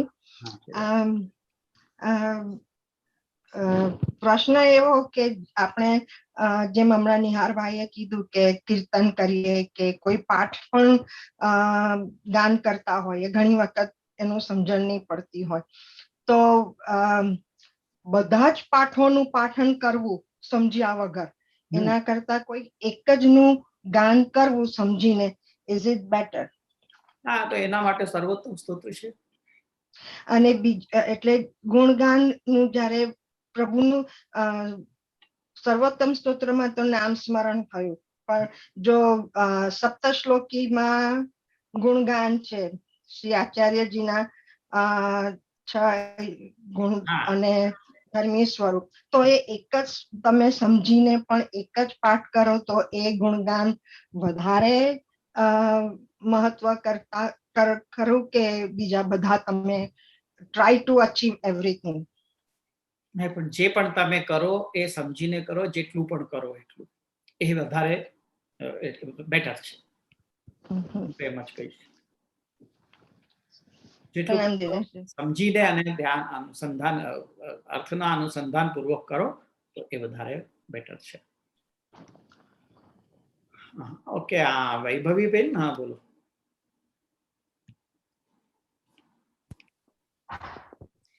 दंडवत प्रणाम. जय जय श्री. હા, જય જય શ્રી. એક પ્રશ્ન હતો, જ્યારે આપ હમણાં સમજાવ્યું કે વિદ્યા ही પંચપર્વા સ્વસિદ્ધો સાક્ષાત્કાર માત્રમ સંપદ્યા તત્ર લયમ વિદ્યાય કેવલ મનસા બ્રહ્માનંદમ અનુભાવયતિ. આ આપણે આ લાઈન સમજાવી ત્યારે આપણે પંચ વિદ્યા એટલે જે પંચ વિદ્યાનો ઉલ્લેખ, હા, પંચપર્વા વિદ્યાનો, એ પંચપર્વા વિદ્યા એટલે એક એક યુગની અંદર જે પ્રભુએ વિદ્યાનું આપણને એટલે એવું કશે આઈ થિંક 11મા સ્કંદમાં કેવું કશું હતું કે સતયુગમાં જપથી એ વિદ્યા સિદ્ધ થઈ શકે, પછી દ્વાપરમાં વૈરાગ્યથી અને સાંખ્યથી, દ્વાપરમાં વૈરાગ્યથી એવું હતું અને ત્રેતામાં યોગથી એ સિદ્ધ થઈ શકે. જ્યારે કલયુગમાં એવું સાંભળવામાં કે ભક્તિથી જ એ વિદ્યા સિદ્ધ કરી શકીએ. અને આપણે આ સુંદર ગ્રંથમાં આપશ્રીએ એટલું સુંદર અમને સમજાવ્યું કે ભક્તિ એ ગુણગાન અને કીર્તન ના શ્રવણથી એનાથી ભક્તિ આપણને એટલે ગુણગાનથી ભક્તિ આપણી દ્રઢ બને છે. ગુણગાન જ એકમાત્ર ઉપાય છે આજે તો, કે બીજા વિદ્યાઓનું કંઈ કામ નથી, પંચપર્વા વિદ્યાનું કંઈ કામ નથી, એનાથી કંઈ સિદ્ધ થઈ શકતું નથી જે ગુણગાનથી સિદ્ધ થઈ શકે છે. કહેવાનું તો તાત્પર્ય ત્યાં એ જ છે. હા, અને આ જ કન્ટિન્યુએશનમાં જે શ્રી, તો આપણે જે ગુણગાન જે પ્રભુના કરીએ આજે, તો અત્યારે પ્રભુની કૃપાથી અમને આ નિરોધ લક્ષણ ગ્રંથનું કદાચ ફૂલ નહીં તો ફૂલની પાંદડી અમને સમજમાં પડી, જે આપની કૃપાથી જ અમને આટલી પણ ખબર પડી. અને આજે અમે ગુણગાન કરીએ કે આજે અમે વાંચન કરીએ તો કદાચ એક એક શ્લોકનો ભાવ અમે સમજી શકીએ છીએ કે આ શ્લોકની અંદર એક પાંદડી માત્રનો ભાવ કદાચ અમે સમજી શકીએ જે. તો એવી રીતના આપણે જરા સમજતા શું આપણે લાઈક આજે સર્વોત્તમ સ્તોત્રનું પણ હમણાં આપણે કહ્યું કે સર્વોત્તમ સ્તોત્ર જે નામ સ્મરણ છે, તો પૂરું સર્વોત્તમ સ્તોત્રનો અર્થ આજે લઈને બેસીશું તો કદાચ અમારી કેપેબિલિટી નહીં હોય કે અમે આખું પણ જરા એક અંશ માત્ર, તો એનાથી શું અમે આમાં આગળ વધી શકીએ? ઓફકોર્સ, કેમ નહીં, વિધાઉટ ડાઉટ. જી. કારણ કે ઓવરઓલ ગોપી ગીતનો ભાવ કે વેણી ગીતનો ભાવ કહીએ આપણે, તો આપણે આમ ભાવ જયારે સમજીએ પણ કડી જયારે લઈને બેસીએ ને એક એક શબ્દનો અર્થ જયારે આપણે વાગોળવા બેસીએ તો કદાચ આપણે ભૂલી જઈએ કે ગાન આપણે કરી રહ્યા હતા ને પછી કદાચ બધું મિક્સઅપ થઈ જાય જે શ્રી. કારણ કે અમારી કેપેબિલિટી એટલી ના હોય તો બધું. પણ આપણે આવર્તન ચાલુ રાખીએ ને તો ભગવત કૃપાથી ક્યારે ને ક્યારે કૃપા થઈને અને જરૂર થશે. એમાં કોઈ ગુણગાન ક્યારે નેક્સ્ટ નથી થતું, ટીપે ટીપે સાગર ભરાય છે. જી. સાક્ષાત દંડવત પ્રણામ. જય. વિપુલભાઈ બોલો.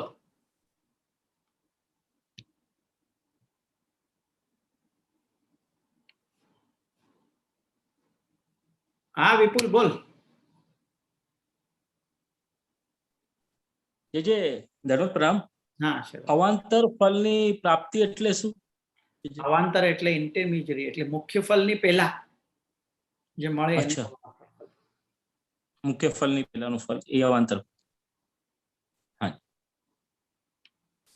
મુખ્ય ફલ તો સેવા ફલ ઇત્યાદિમાં બતાવેલું છે. અવાંતર ફલ આમાં બતાવ્યું કે દર્શનમ સ્પર્શનમ સ્પષ્ટમ શ્રવણમ જે સ્પષ્ટમ એ વગેરે બતાવ્યું છે ને, એ બધા ફલ તો જે સેવા ફલ ગ્રંથની અંદર જે મુખ્ય ફલ બતાવ્યું છે 3 પ્રકારના ફલો, એ જ્યારે એ કરીશું ત્યારે ભગવત કૃપાથી એમાં સમજમાં આવશે કે મુખ્ય ફલ શું છે સેવાનું. પણ આ ગુણગાન અવાંતર ફલની પ્રાપ્તિ થઈ શકે છે. બરોબર. જી.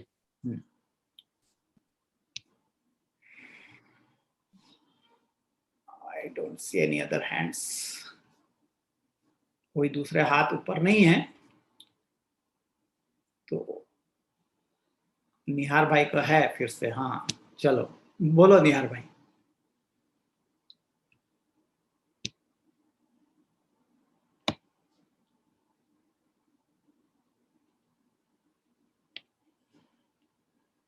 અનમ્યુટ કરો નિહારભાઈ. હા જય હમણાં જય આપના ચરણોમાં દંડવત પ્રણામ. હા નિરોધ માટેના બે જે સાધનો કીધા એમાં એક છે ભાવનું ભાવન અને ગુણગાન, અને બીજું હમણાં આપણે ડિસ્કસ કર્યું કે શ્રવણ કીર્તન. તો એ બધા ગુણગાનમાં જ આવી જાય છે ને, જી જાય છે. ગુણગાનમાં જ આવી જાય છે. વૈભવીબેન શું કહે છે એમનું?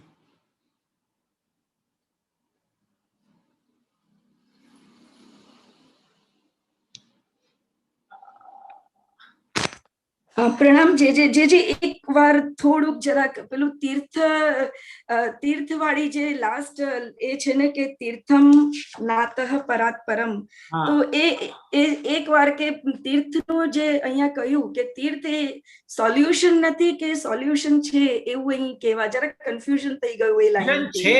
પણ તીર્થ મનોમાર્જક હોવાને કારણે એક સોલ્યુશન છે ખરું, પણ એનાથી પણ ફાસ્ટ જો છે આ ગુણગાનથી મળી શકે છે. ભાવ ભાવન અને ગુણગાનથી એનાથી પણ ચિત્તની શુદ્ધિ વધારે ફાસ્ટ થઈ શકે છે. અને બીજી વસ્તુ કે તીર્થ ક્યારે ફલિત થાય કે જ્યારે એ અધિદેવતા એના બધા ત્યાં હોય, હાજર હોય, પણ અધિદેવતા જ હાજર નથી તો પછી તીર્થ ફલ ક્યાંથી આપવાનું છે? એટલે તીર્થ અસાધક થઈ ગયા છે હમણાં, એમ કહેવાનું તાત્પર્ય છે. એટલે પછી સાધક તો ગુણગાન અને ભાવ ભાવન જ રહી ગયા. જી જી જી જી पंचांग प्रणाम जी।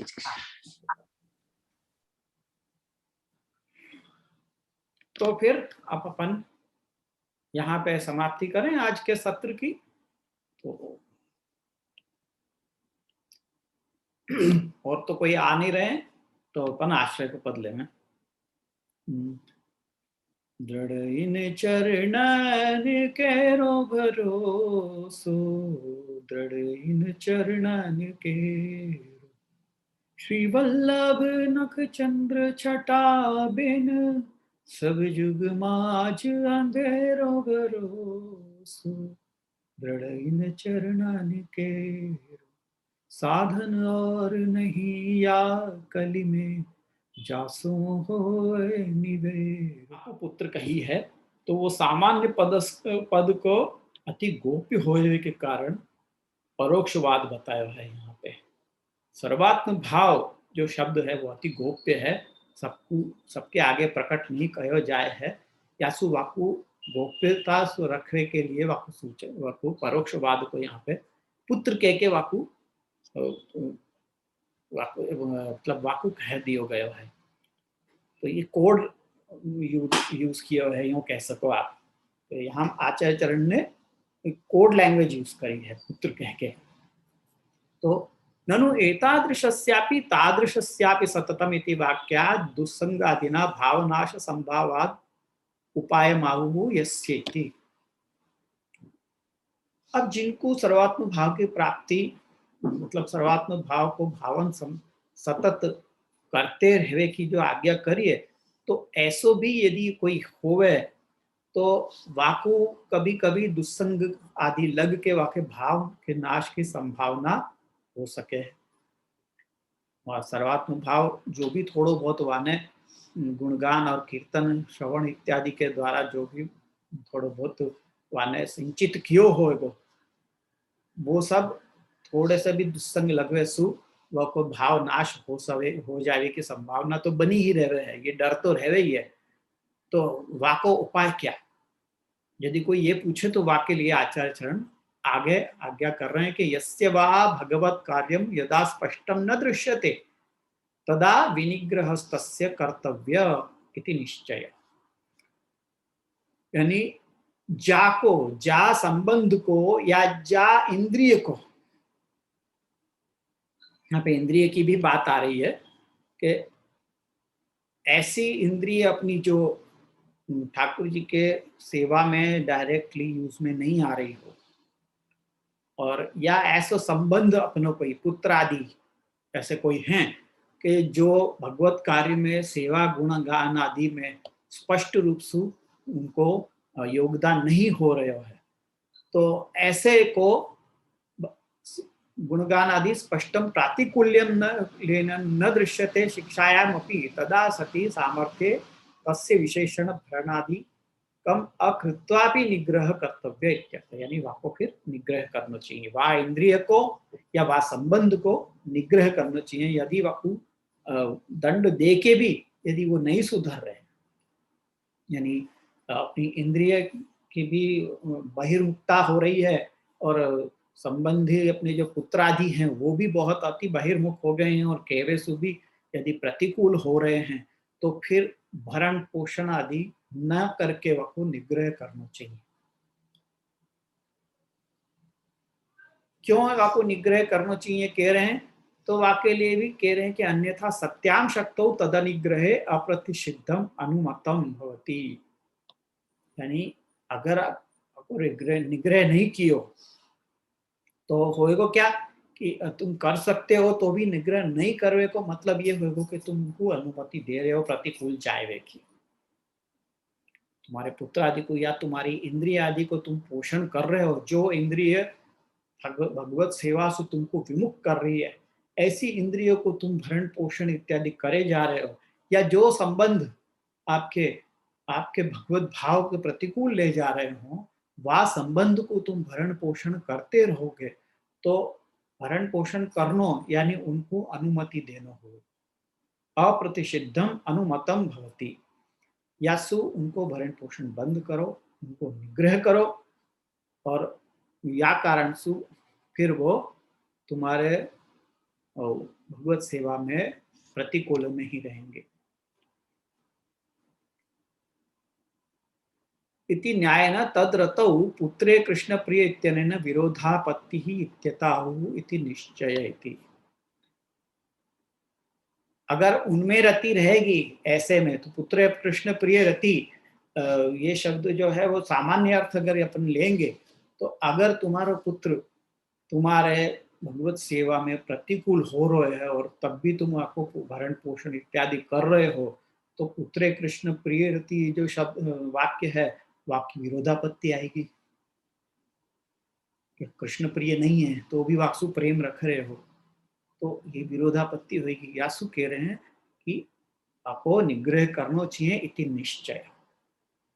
इदम उत्तम भवति भगवत कार्यानुकूल्य रति भार्याधीर अनुकूलश्चेत विष्णु कार्याणि कारयते पंच श्लोकी में आचार्य शरण ने आज्ञा करी है। तो वही बात यहाँ पे कह रहे हैं कि भगवत कार्यानुकूल्य रति, भगवत कार्य में अनुकूल हुए तो उनसे प्रेम करो। प्रातिकूल्य निग्रह, अगर प्रतिकूल हैं तो उनको निग्रह करो। अगर उदासीन हैं, न्यूट्रल हैं, तो तुम भी उनसे सेवा मत करवाओ। अगर अनुकूल है तो सेवा करवाओ, उनसे प्रेम रखो। अगर अनुकूल प्रतिकूल नहीं है लेकिन अनुकूल भी नहीं है, आपका मतलब ये कि वो उदासीन है, तो उदासीन हो तो स्वयं करो, ऐसा आचार्य चरण आज्ञा कर रहे हैं। और प्रतिकूल हो तो निग्रह करो। तो प्रातिकूल्य निग्रह सर्वथा असंभवे त्याग। अगर सर्वथा असंभव हो तब जाके त्याग की बात कर रही है, यानी कर रहे हैं, यानी कि तो अनुकूल होए तो प्रेम करो, उदासीन होए तुम भी उदासीन रहो, प्रतिकूल हो तो उनको निग्रह करो, और फिर भी अगर नहीं, फिर भी प्रतिकूलता जारी है तो फिर त्याग करो। असंभवे सर्वथा असंभवे त्याग शरण भावनम वा कर्तव्यम, या अगर त्याग भी तुमसे नहीं हो पा रहे हो है, आधुनिक एकदम हीनाधिकारी जघन्याधिकारी जीव हो और तुमसे त्याग भी नहीं हो पा रहे हो है, तो शरण भावना करनी। ये आचार्य चरण ने विवेक धैर्याशरण के अंदर भी यही आज्ञा करी है कि शरण की भावना करनी यदि कुछ नहीं हो सके तो। प्रतिकूले ग्रहम त्यजेत अशक्य हरिरेवस्ति मोहम मागा कथंचन, ये आचार्य चरण के जो आज्ञा वाक्य हैं उन सबको ध्यान करना कि प्रतिकूले ग्रहम त्यजेत, या अशक्य सब कुछ अगर तुमको अशक्य हो जाए, तुम कंट्रोल नहीं कर सको सिचुएशन को, तो फिर हरि को शरण की भावना करनी यही एक अंतिम रास्ता रह जाए है, तो वो करो। इति वाक्याद इति भाव। तो ये 17, 18 और 19 को ये श्लोकन को ये अर्थ हो गए। फिर अगले श्लोक की उत्थानिका में कह रहे हैं कि एवं निरोधे साधन द्वयम निरूप्य साधनेभ्यः तयोर उत्कर्षम वदंत उपसंहरन्ति नातः परतरो मंत्रो इति। या प्रकार से निरोध में दो प्रकार के साधन को निरूपण कियो। क्या दो प्रकार के साधन कौन से दो प्रकार के साधन बताए? गुणगान और श्रवण कीर्तन इत्यादि। तो ये दो प्रकार को साधन को निरूपण करके उनको उत्कर्ष बताते हुए अब यहाँ को उपसंहार कर रहे हैं नातः परतरो मंत्रो इत्यादि शब्दन के द्वारा। नातः परतरो मंत्रो नातः परतरस्तव नातः परतरा विद्या तीर्थम नातः परात्परम। मंत्रे ही कामित फल दत्तो। यहाँ पे या को अर्थ पहले देख लें अपन कि यासु बढ़ के कोई मंत्र नहीं है, यासु बढ़ के कोई स्तवन नहीं है, स्तुति नहीं है, यासु बढ़ के कोई विद्या नहीं है, नातः परतरा विद्या, तीर्थम नातः परात्परम, यासु बढ़ के कोई तीर्थ भी नहीं है। फिर विवरण में कह रहे हैं कि मंत्रे ही कामित फलदत्वम देवता वशीकरणम च प्रसिद्धम। मंत्र के दो उपयोग हुए कहे गए हैं कि एक तो कामित फल को दान करना, यानी जा कामना सु वो मंत्र तुम बोल रहे हो वह कामना को दान करवे की वह मंत्र के अंदर शक्ति होवे है। और दूसरो देवता वशीकरण, दूसरो मंत्र को उपयोग ये है कि वासु देवता को वश में किए जा सके। बाद कोई देवता विशेष को, जैसे कि महामृत्युंजय को पाठ कर रहे हैं कोई, वो मृत्युंजय को महामृत्युंजय को पाठ, तो वासु वो देवता को वशीकरण करके और मृत्यु के ऊपर विजय प्राप्त करी जाए है इत्यादि। या प्रकार से मंत्रण को ये उपयोग हो गए हैं। तो यहाँ पे या जो ग्रंथ है या में जो उपदेश दिए गए हैं वो वाको क्या उपयोग है? तदत्र कामना प्रसर मनोरथ अंत फल सिद्ध्या अनिर्बंधेन प्रभु वर्षीकरणात् अतः साधन युग्मात् मंत्र परतरः। यहाँ पे ठाकुर जी अनिर्बंध रूप से वशीकरण में आज वशीकरण किया जा सके, यहाँ पे जो उपाय दिए गए हैं निरोध लक्षण ग्रंथ के अंदर जो उपाय बताए गए हैं वो उपायन के द्वारा प्रभु को वशीकरण किया जा सके है, प्रभु को वश में किया जा सके है। यासु वहां पे जो कामित फल के दाता पनो जो मंत्र के अंदर है देवता को वशीकरण जो है वो तो कोई साधारण देवता को वशीकरण करेगा, विभूति को वशीकरण करेगा, पर यहाँ पे जो फल यहाँ पे जो निरोध लक्षण में जो उपाय बताए गए हैं वह उपाय के द्वारा तो प्रभु को जो कोई के वश में नहीं आवे हैं, जो अपने ही अपने वाक्य इच्छा से चले हैं, ऐसे वो भी बस में किए जा सके हैं। अविलंबेन साधकत्वात् कर्मादिभ्य उत्कृष्टत्वेपि एतस्माद् अतिशयेन नोत्कृष्ट। कर्म आदि जो वो हैं यज्ञ आदि ये क्या करे हैं? अविलंबेन साधक हुए हैं, यानी कि बिना कोई देर किए अपन जो यज्ञ आदि अनुष्ठान करें हैं वो तुरंत फल दान करें हैं। तो कर्मादि उत्कृष्ट होते हुए भी यहाँ पे जो उपाय बताए गए हैं निरोध लक्षण ग्रंथ के अंदर एतस्मात् अतिशयन न उत्कृष्ट है, यासु उत्कृष्ट नहीं हो सके हैं कोई कर्मादि भी। यहाँ पे जो उपाय बताए गए हैं गुणगान आदि वासु बढ़ के तो नहीं है। ननु प्रभु प्रसाद हेतु तया अनिर्बंधेन स्वामी वशीकरणाच्च स्तवस्य उत्कृष्टत्व भविष्यति। अब यह स्तव के ऊपर आ रहे हैं कि स्तुति क्या है। स्तुति से क्या प्राप्त हो है? प्रभु की कृपा प्राप्त हो है। प्रभु प्रसाद हेतुतया, प्रभु की कृपा प्राप्त करने के लिए स्तुति करी जाए है। आप भागवत में देखोगे तो जगह जगह पे स्तुतियां हैं ठाकुर जी के प्राकट्य के लिए भी। जैसे दशम स्कंद के प्रारंभ में ही देवता आदि स्तुति कर रहे हैं। वहां पृथ्वी अपना गाय रूप को धारण करके वो ब्रह्मा जी के पास आई कि बहुत मेरे ऊपर अत्याचार हो रहे हैं, तो ब्रह्मा जी को लेके पधारे सब देवतान सहित ठाकुर जी के पास और वहां पे स्तुति करें कि आप या को भार उतारो इत्यादि। ऐसे बात बात में स्तुति आवे है। या जैसे वो नलकूबर मणिग्रीव को प्रसंग है, तो वहां पे भी ठाकुर जी ने उद्धार कियो उनको, तो तुरंत उन्होंने वहां पे स्तुति करी है।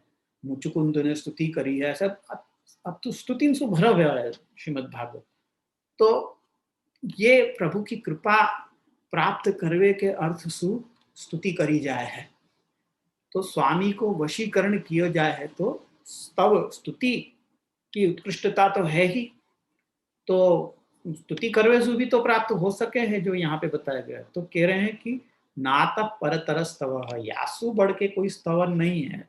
स्तवस्य मंत्रादिव्य प्रसाद साधकतया उत्कृष्टत्वेपि प्रभु वशीकरणा भावाद एतस्मात् अतिशयन नोत्कर्षः। स्तोत्र में क्या हुए हैं? मंत्रादि प्रसाद साधक हुए हैं, कृपा साधक हुए हैं, वो उत्कृष्ट हुए हैं, तथापि प्रभु को वशीकरण नहीं किया जा सके है। प्रभु को वशीकरण तो नहीं ही किया जा सके है। वासु स्तुति कर लो, प्रभु प्रसन्न हो जाएंगे, पर वशीकरण गोपी जनन ने कौन सा वशीकरण को स्तुति वगैरह करी थी? ब्रजभक्तन ने कोई स्तुति करी का? ब्रजभक्तन के द्वारा कोई स्तुति नहीं है। तुम देखो दशम स्कंद में आप देखोगे तो कहीं पे भी ब्रजभक्तन के द्वारा कोई स्तुति करी हुई हो ऐसा नहीं दिखा है। केवल एक ही स्तुति है, वो भी गोपी गीत है। तो वहां पे स्तुति जरूर कही गई है, पर प्रभु वासु कोई वशीकरण में नहीं भय। भले उनने स्तुति कान कियो, पर ठाकुर जी वश में तब भी नहीं भय। कब भय? जब रुरुदु सुस्वरम राजन कृष्ण दर्शन लालसा, जब वो निस्साधन हो गए तब प्रभु वहां पे प्रकट भय हैं। तो गुणगान सु बढ़ के अति स्तुति नहीं हो सके। वहां स्तुति करी भी, पर ठाकुर जी प्रसन्न वासु नहीं भय, निस्साधनता सु भय और उनके गुणगान सु भय। तो फिर वही कह रहे हैं कि ननु ब्रह्म विद्याया, अब विद्या के ऊपर आए यहाँ पे कि ब्रह्म विद्या भी तो एक साधन है ठाकुर जी को प्रसन्न करे। तो प्रियो ही ज्ञानिनो अत्यर्थम अहम सच मम प्रिय, ये भगवद गीता में कही है भगवान ने कि मेरे को ज्ञानी प्रिय है, वो मेरे को प्रिय है, ज्ञानी को मैं प्रिय हूँ। ऐसे वहां पे भगवान की आज्ञा है। ज्ञानी तो आत्मैव मे मतम, ये भी भगवद गीता का वाक्य है कि ज्ञानी जो है वो मेरी आत्मा है। ऐसे भगवान कह रहे हैं कि इत्यादि वाक्य प्रभु प्रीति साधकतया साक्षात्कार हेतुत्वात् सकल पातक भस्मीकाराच उत्कृष्टत्वम। यासु जो ज्ञान है वो भी तो प्रभु की प्रीति को साधक हुए है, साक्षात्कार को हेतु है ज्ञान, और सब पापन को भस्म करवे को ताकि अंदर सामर्थ्य होवे ज्ञान में, तो वो भी तो उत्कृष्ट हो सके हैं।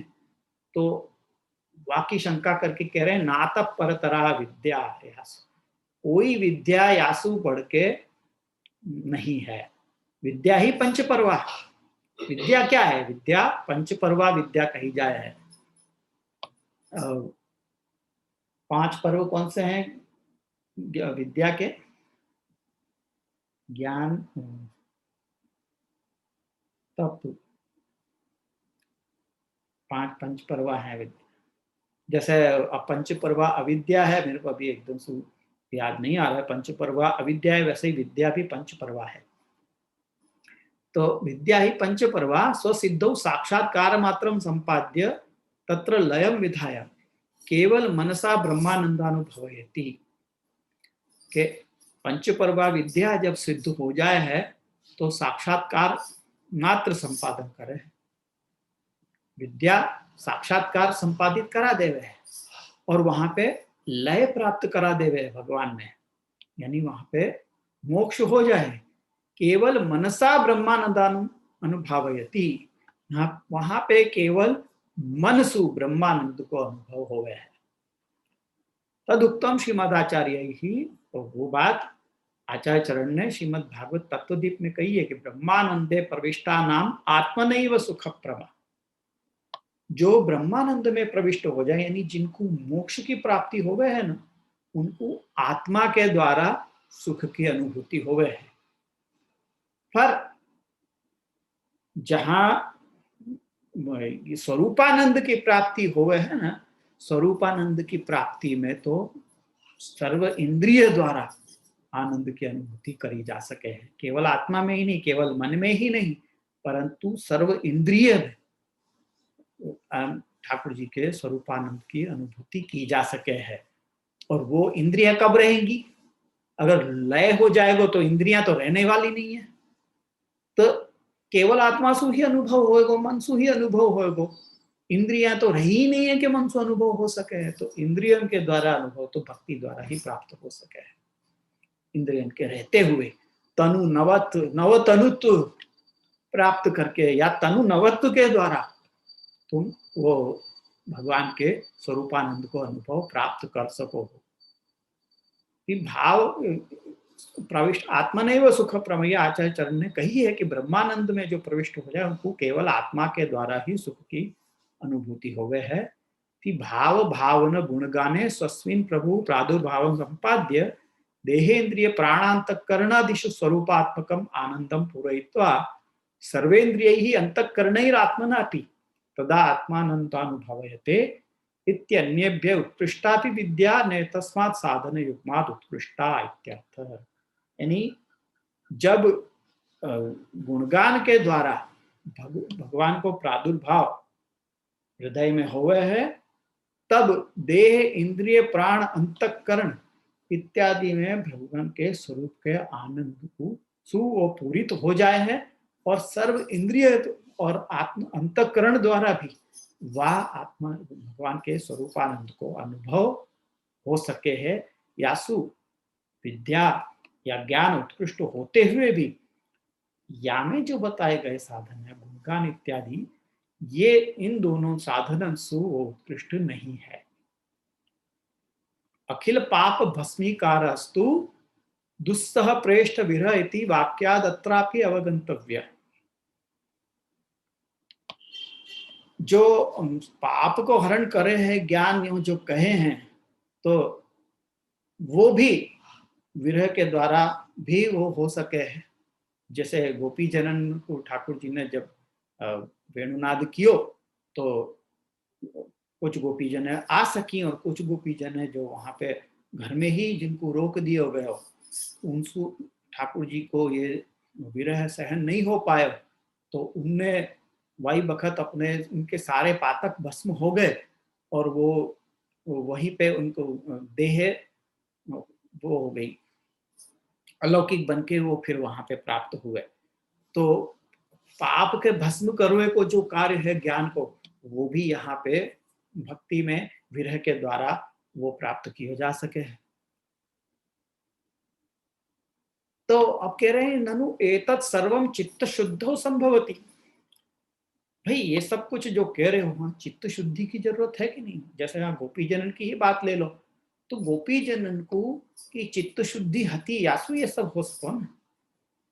तो ननु एतत् सर्वम चित्त शुद्धो संभवति अशुद्ध चित्तस्य सर्व साधन वैफल्यात् तत्शोध शोधक तीर्थाश्रय आवश्यकत्वात् तीर्थस्य उत्कृष्टत्वम आशंक्य आहु। अच्छा, ये सब के लिए तो चित्त शुद्धि चाहिए, और अशुद्ध चित्त चाहे तुम जितने भी साधन करो गुणगान इत्यादि भी करो तो भी वो कुछ काम आने वाले नहीं है। यासु अशुद्धि को दूर करने के लिए तीर्थ की आवश्यकता तो पड़ेगी। तो तीर्थ को आश्रय तो लेना ही पड़ेगा। यासु तीर्थ उत्कृष्ट हैं अगर कोई ये कहे, तो अंत में कह रहे हैं कि तीर्थम नातः परात्परम। भाई तीर्थ भी वासु बढ़ के नहीं हो सके हैं।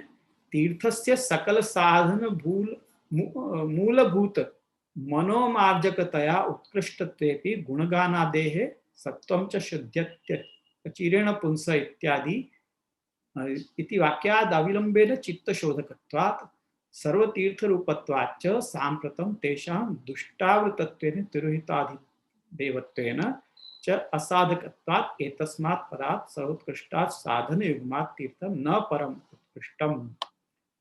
यानी तीर्थ भले वो शुद्धि करते होंगे, पर सकल साधन मूलभूत मनो सब साधन को मूल क्या है? मन है। तो मन को मार्जन करे है, मन को शुद्ध बनावे है तीर्थ, ऐसे उत्कृष्ट हो सके हैं। परंतु गुणगान जो है वो सत्वम च शुद्ध्यचिरेण पुंसः, गुणगान जो है वो तो तुरंत शुद्ध करे है, तीर्थ तक जावे की भी जरूरत नहीं है, गुणगान के द्वारा तो तुरंत चित्त की शुद्धि हो ही जावे कि वाक्यात अविलंबेन चित्त शोधकत्व, यानी कोई विलंब ही नहीं लगे है।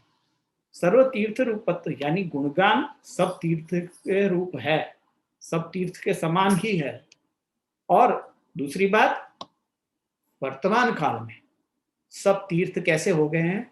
दुष्टावृतत्वेन, यानी कृष्णाश्रय ग्रंथ के अंदर कहिए ना कि सर्व मार्गेषु नष्टेषु कलोच खल धर्मिणी पाखंड प्रचुरे लोके कृष्ण योगतिर्मम, यानी वो सर्व मार्ग तो नष्ट हो चुके हैं और सब जगह पाखंड की प्रवृत्ति हो रही है। तीर्थन में भी गंगादि तीर्थ वर्येषु दुष्टैरेवावृतेषु, तुम गंगादि तीर्थ में भी जाओगे तो वहां पर भी तुमको दुष्टन को ही राज मिलेगा चारों तरफ।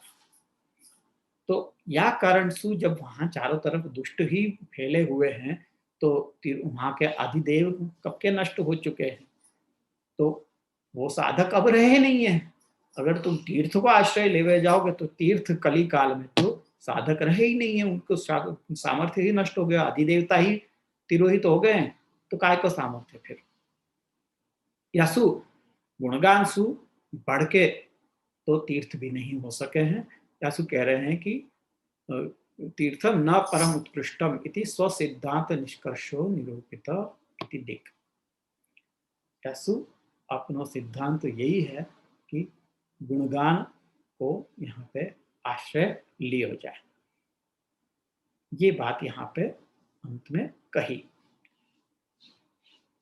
कह रहे हैं स्वाचार्य चरण द्वंद्व बंधनात् अनादर साधनात् निरोध लक्षण ग्रंथम विवव्रे हरिदासक, यानी केवल ठाकुर जी के चरण द्वय में वंदन करते हुए और अन्य साधन को छोड़ के मैंने ये निरोध लक्षण ग्रंथ के विवरण कियो है, ऐसो में हरिदास ऐसे कह के वहां पे अंतिम में हरिराय प्रभु वहां पे ये विनती कर रहे हैं। तो या प्रकार से ये ग्रंथ की आज अपन में भगवत कृपा से ये समाप्ति भई है और आगे आप लोगन को या को तैयार करना है और अपन फिर आगे के पिछली बार अपन ने परीक्षा ली थी तो 10 श्लोकन के ऊपर अपन ने चर्चा कर ली, तो अभी बाकी के 10 श्लोक रहे हैं तो उनके लिए उनके ऊपर अब अपन नेक्स्ट 2-3 वीक में अपन उनके ऊपर चर्चा करेंगे और भगवत कृपा से फिर अपन या की समाप्ति पे आएंगे।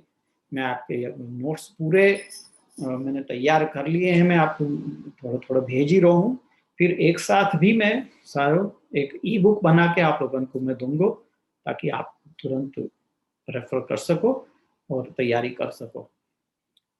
तो जो मेरे से बन सको, जो मेरी बुद्धि में आयो वैसे ढंग से मैंने यहाँ आप लोगों के साथ में शेयर कियो और जो महसूस बन सको वो मैंने किया है और जो नहीं बन सको वो मेरा असामर्थ्य है, वो ठाकुर जी आचार्य चरण मेरे को कृपा करें, वाके लिए मुझको क्षमा करें कि मैं उतना समर्थ नहीं हूँ कि जितना मैं आपके शब्दन को हरिराय जी के शब्दन को पूरी तरह से आप लोगों के समक्ष में रख सकूं।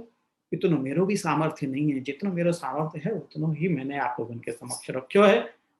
तो ठाकुर जी आप लोगों पे भी आचार्य चरण कृपा करें और मेरे पे भी अपनो कृपा बनाए रखें, बस यही आशा करके मैं आज यहाँ पे समाप्ति करूँ। अब आप लोगों को छूट है, अगर आपको जो भी कुछ पूछना या अपने उपकार कुछ कहने हो तो मैं यहाँ रखूँ, फिर अपन आश्रय को बदलेंगे। 5 मिनट में आपको समय दे रहे हूँ। प्लीज आप लोग अब अनम्यूट कर लो। अगर कोई को पूछना है तो हैंड रेस करो।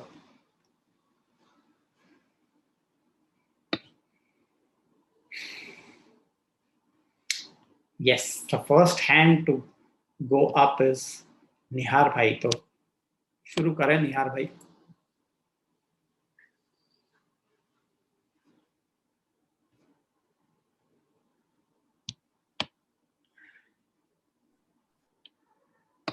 बोलो જે निहार। આપણા ચરણોમાં કોટાનો કોટી સાષ્ટાંગ દંડવત। આશીર્વાદ।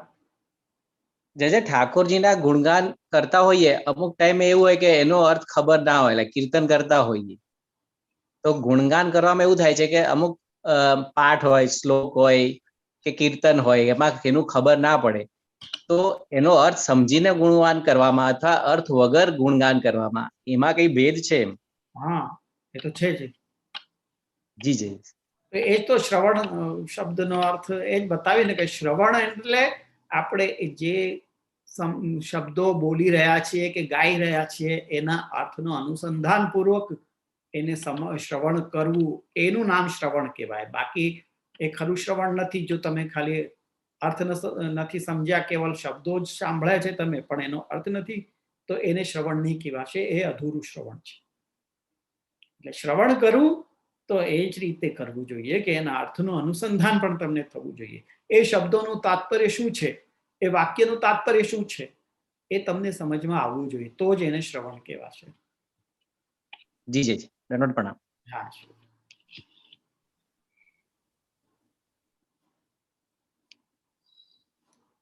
ચલો હા જિગીશાબેન બોલો।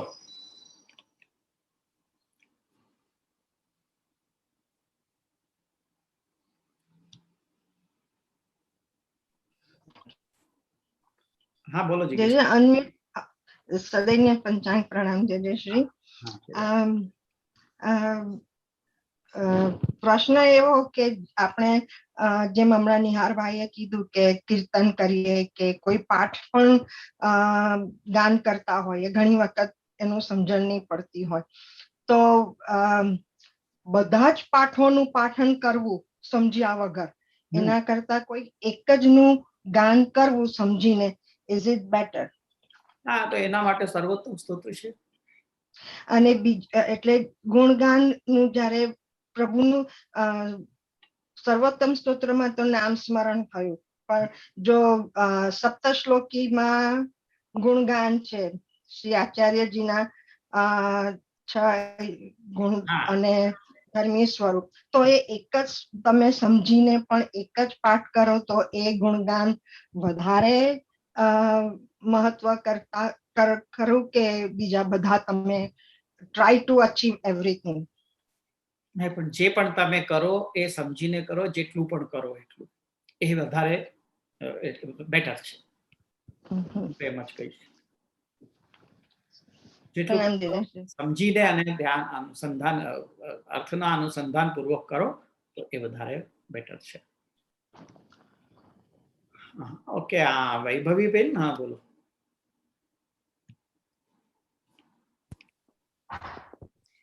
દંડવત પ્રણામ। જય જય શ્રી। હા, જય જય શ્રી। એક પ્રશ્ન હતો, જ્યારે આપ હમણાં સમજાવ્યું કે વિદ્યા હિ પંચપર્વા સ્વસિદ્ધો સાક્ષાત્કાર માત્રમ સંપદ્યા તત્ર લયમ વિદ્યાય કેવલ મનસા બ્રહ્માનંદમ અનુભાવયતિ, આ આપણે આ લાઈન સમજાવી ત્યારે આપણે પંચવિદ્યા એટલે જે પંચવિદ્યાનો ઉલ્લેખ, હા પંચપર્વ વિદ્યાનો, એ પંચપર્વ વિદ્યા એટલે એક એક યુગની અંદર જે પ્રભુએ વિદ્યાનું આપણને એટલે એવું કશે આઈ થિંક 11મા સ્કંદમાં કેવું કશું હતું કે સતયુગમાં જપથી એ વિદ્યા સિદ્ધ થઈ શકે, પછી દ્વાપરમાં વૈરાગ્યથી અને સાંખ્યથી, દ્વાપરમાં વૈરાગ્યથી એવું હતું અને ત્રેતામાં યોગથી એ સિદ્ધ થઈ શકે, જ્યારે કલયુગમાં એવું સાંભળવામાં કે ભક્તિથી જ એ વિદ્યા સિદ્ધ કરી શકીએ। અને આપણે આ સુંદર ગ્રંથમાં આપશ્રીએ એટલું સુંદર અમને સમજાવ્યું કે ભક્તિ એ ગુણગાન અને કીર્તન ના શ્રવણથી એનાથી ભક્તિ આપણને એટલે ગુણગાનથી ભક્તિ આપણી દ્રઢ બને છે. ગુણગાન જ એકમાત્ર ઉપાય છે આજે તો, કે બીજા વિદ્યાઓનું કંઈ કામ નથી, પંચપર્વા વિદ્યાનું કંઈ કામ નથી, એનાથી કંઈ સિદ્ધ થઈ શકતું નથી જે ગુણગાનથી સિદ્ધ થઈ શકે છે. કહેવાનું તો તાત્પર્ય ત્યાં એ જ છે. હા, અને આ જ કન્ટિન્યુએશનમાં જે શ્રી તો આપણે જે ગુણગાન જે પ્રભુના કરીએ, આજે તો અત્યારે પ્રભુની કૃપાથી અમને આ નિરોધ લક્ષણ ગ્રંથનું કદાચ ફૂલ નહીં તો ફૂલની પાંદડી અમને સમજમાં પડી, જે આપની કૃપાથી જ અમને આટલી પણ ખબર પડી. અને આજે અમે ગુણગાન કરીએ કે આજે અમે વાંચન કરીએ તો કદાચ એક એક શ્લોકનો ભાવ અમે સમજી શકીએ છીએ કે આ શ્લોકની અંદર એક પાંદડી માત્રનો ભાવ કદાચ અમે સમજી શકીએ છીએ.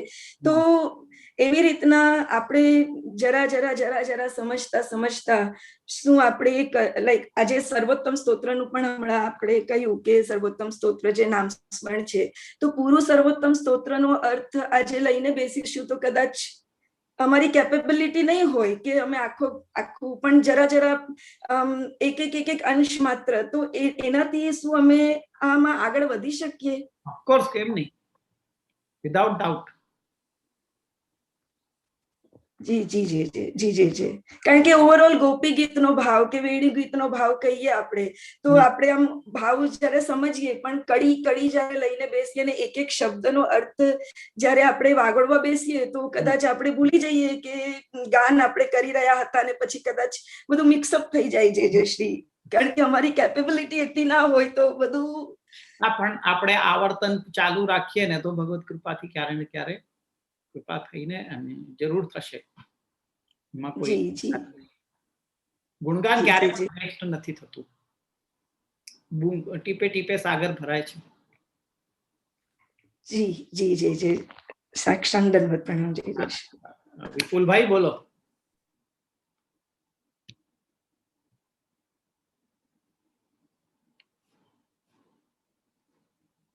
હા વિપુલ બોલ. જે દરરોજ પ્રણામ. હા, અવાંતર ફલની પ્રાપ્તિ એટલે શું? અવાંતર એટલે ઇન્ટરમીડિયેટ, એટલે મુખ્ય ફલની પહેલા જે મળે. અચ્છા, મુખ્ય ફલની પહેલાનું ફલ એ અવાંતર. હા, મુખ્ય ફલ તો સેવા ફલ ઇત્યાદિમાં બતાવેલું છે. અવાંતર ફલ આમાં બતાવ્યું કે દર્શનમ સ્પર્શનમ સ્પષ્ટમ શ્રવણમ જે સ્પષ્ટમ એ વગેરે બધું બતાવ્યું છે ને, એ બધા ફલ તો જે સેવા ફલ ગ્રંથની અંદર જે મુખ્ય ફલ બતાવ્યું છે 3 પ્રકારના ફલો, એ જ્યારે એ કરીશું ત્યારે ભગવત કૃપાથી એમાં સમજમાં આવશે કે મુખ્ય ફલ શું છે સેવાનું. પણ આ ગુણગાન અવાંતર ફલની પ્રાપ્તિ થઈ શકે છે. બરોબર. જી.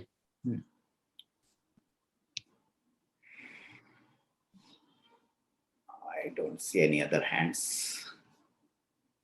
कोई दूसरे हाथ ऊपर नहीं है तो निहार भाई का है फिर से. हाँ चलो बोलो निहार भाई.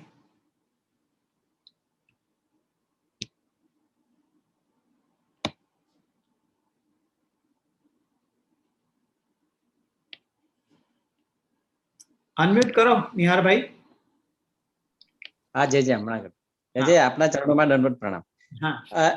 નિરોધ માટેના 2 જે સાધનો કીધા એમાં એક છે ભાવનું ભાવન અને ગુણગાન, અને બીજું હમણાં આપણે ડિસ્કસ કર્યું કે શ્રવણ કીર્તન. તો એ બધા ગુણગાનમાં જ આવી જાય છે ને. જી, ગુણગાનમાં જ આવી જાય છે. વૈભવીબેન શું કહે છે હમણાં?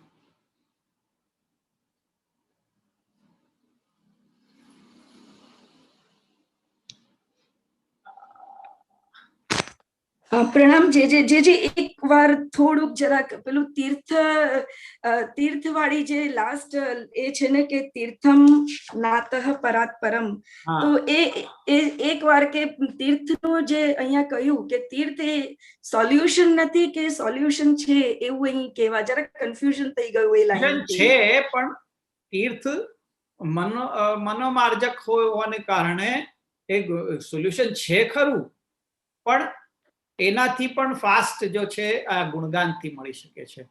ભાવ ભાવન અને ગુણગાનથી એનાથી પણ ચિત્તની શુદ્ધિ વધારે ફાસ્ટ થઈ શકે છે. અને બીજી વસ્તુ કે તીર્થ ક્યારે ફલિત થાય કે જ્યારે એ અધિદેવતા એના બધા ત્યાં હોય, હાજર હોય, પણ અધિદેવતા જ હાજર નથી તો પછી તીર્થ ફલ ક્યાંથી આપવાનું છે?